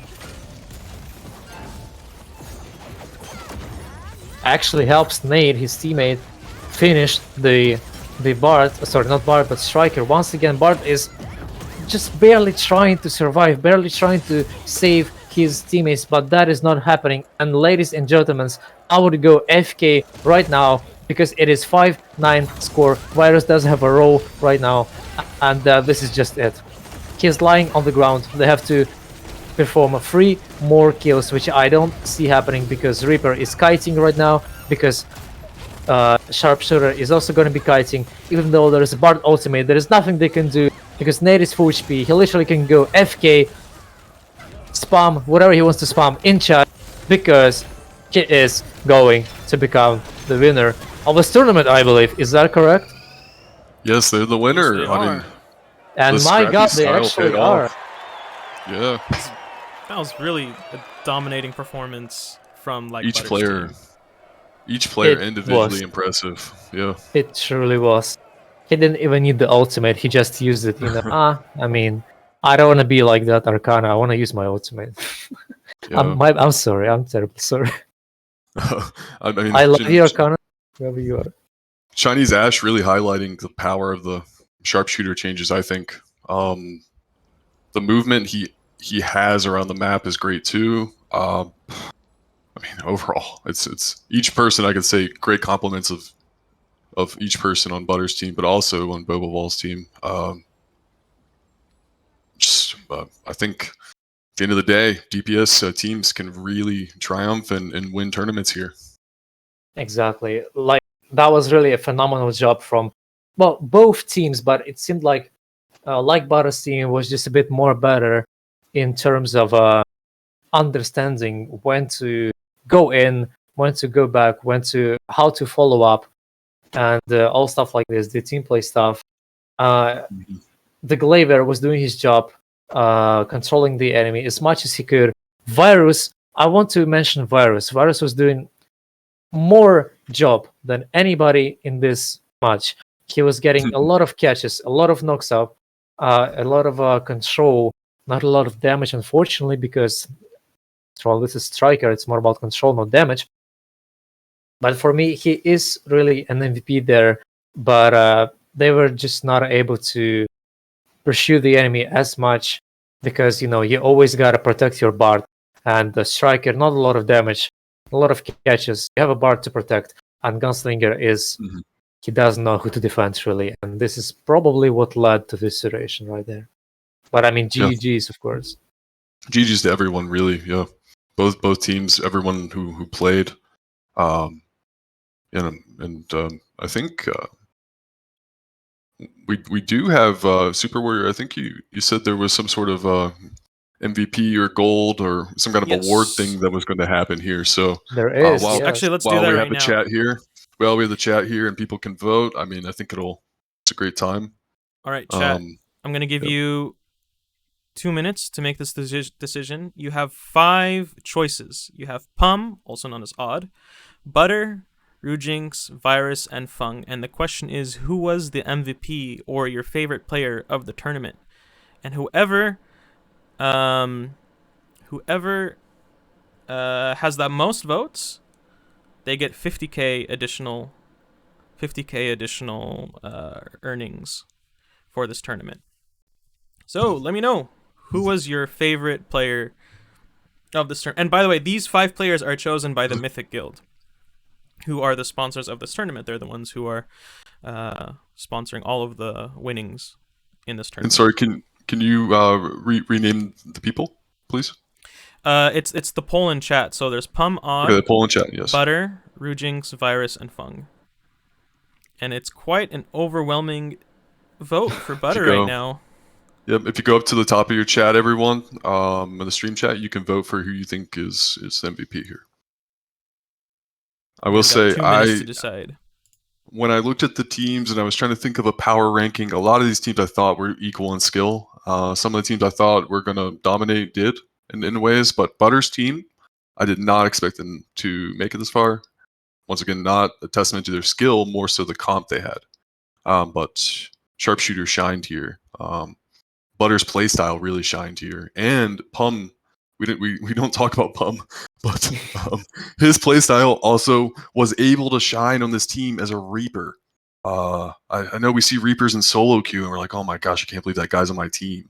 Unless if they're a hero, but so. All right. I believe it has been decided, and Butter is Butter is your tournament favorite.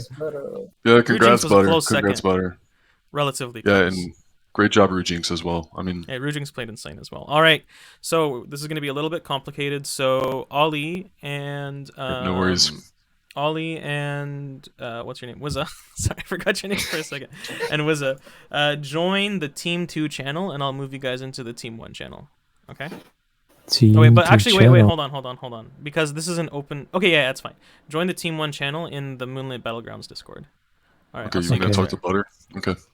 Yeah, we're gonna do the interview over there. All right, hello guys. Well, waiting for the other 2 to join real quick. What's up? What's up? Hello. Hello. What's up, dude? So there's Wizza. Hello, Wizza. Yo. And waiting for. Hello. Hello. What up? Yo, what's up, Wizza? Hey, yeah, great job. Great job.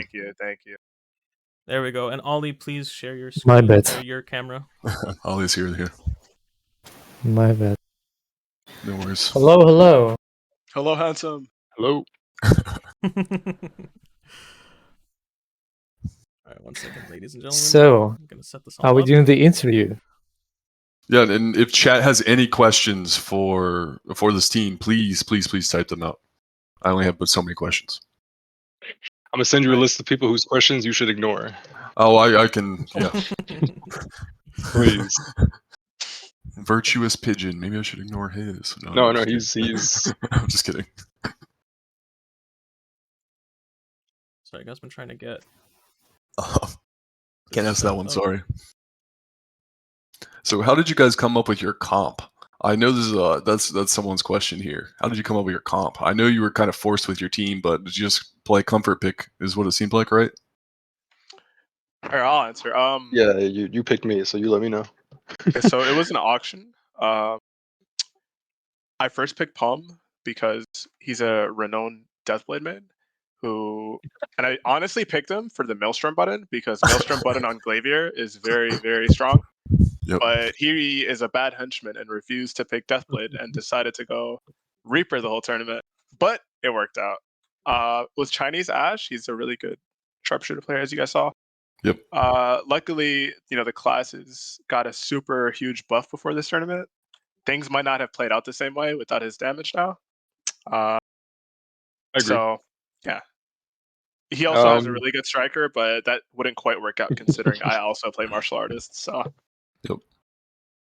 Yeah, a question I have overall is, so, I play NA East, I play Paladin, it's okay there. Ollie, he's played Russia, he's played every server probably, and you play NA West a lot, Fall. Yeah. What do you read the meta as at the moment? There is, or how could you describe it?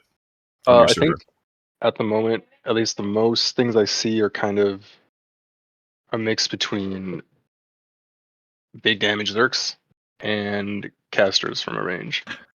Playing my class was kind of a pain up until literally this week. So most of the time it was either I'm getting turbo humped by rush down classes, or I'm just getting poked out by a squad of pets and more AoEs. Mm-hmm. I wouldn't really be able to say that there's one specific meta that I've noticed. I think Yep. they've all been kind of excelling in the what, Diamond and Plus Elo games. Yep. I have the same read on NA. It's just kind of people can play whatever they want at this point. I mean, some things aren't as strong, but if you're a strong player, if you know how to play the map, you can thrive. As long as you got decent cues. Oh, I mean, yeah, it's. I mean, trust me. If I can do it on old sharpshooter, I think anybody can pull it out as well. Yep. Butter, how did you come up with this freeze dragon swing thing? That was disgusting sometimes. Wuzon is in shambles.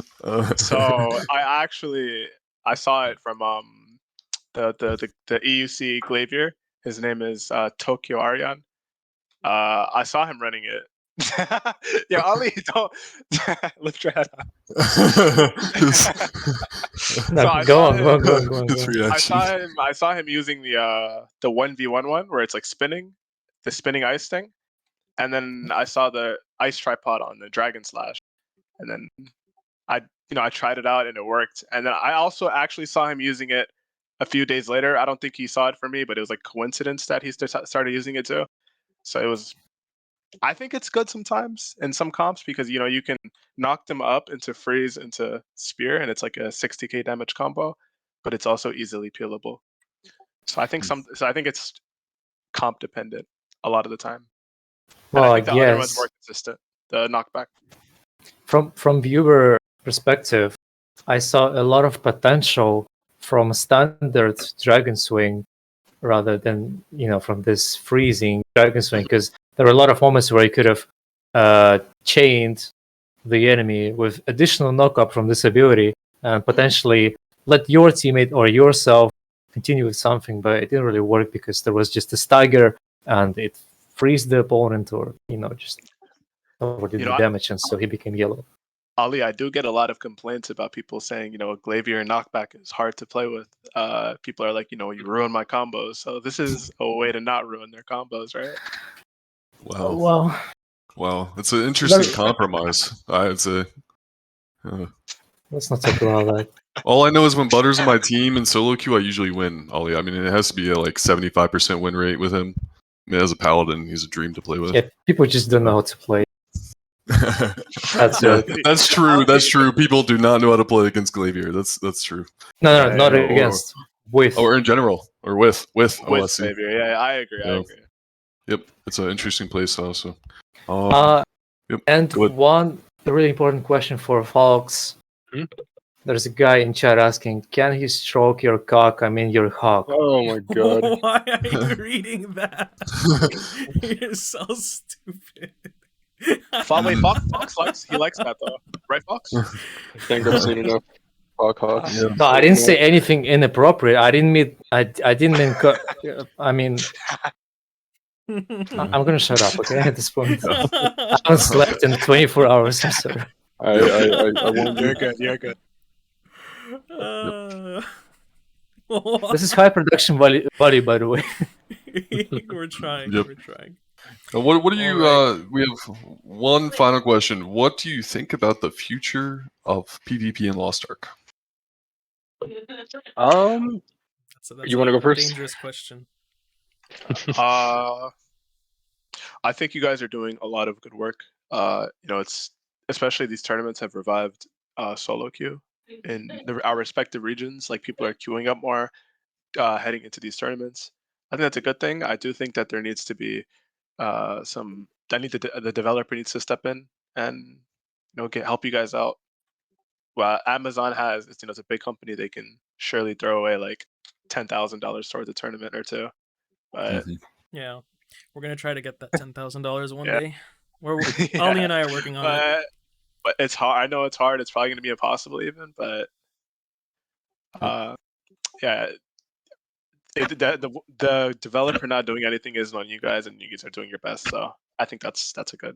Yeah, Thank I think you. that in itself is an amazing thing. I think the PvP scene is very unincentivized. While it's really fun, there's little to no reason to do it unless you enjoy the competitive aspect. And I feel like developer-wise, just give people a reason to try it out and fall in love with it. But like Butter said, we appreciate what you guys are doing for the scene. I've definitely seen more queues, good and bad, over the past couple weeks. So we thank y'all for that. All for the great Yeah, of PvP course. experience. We're working on it. We're working on it, guys. So okay, last question.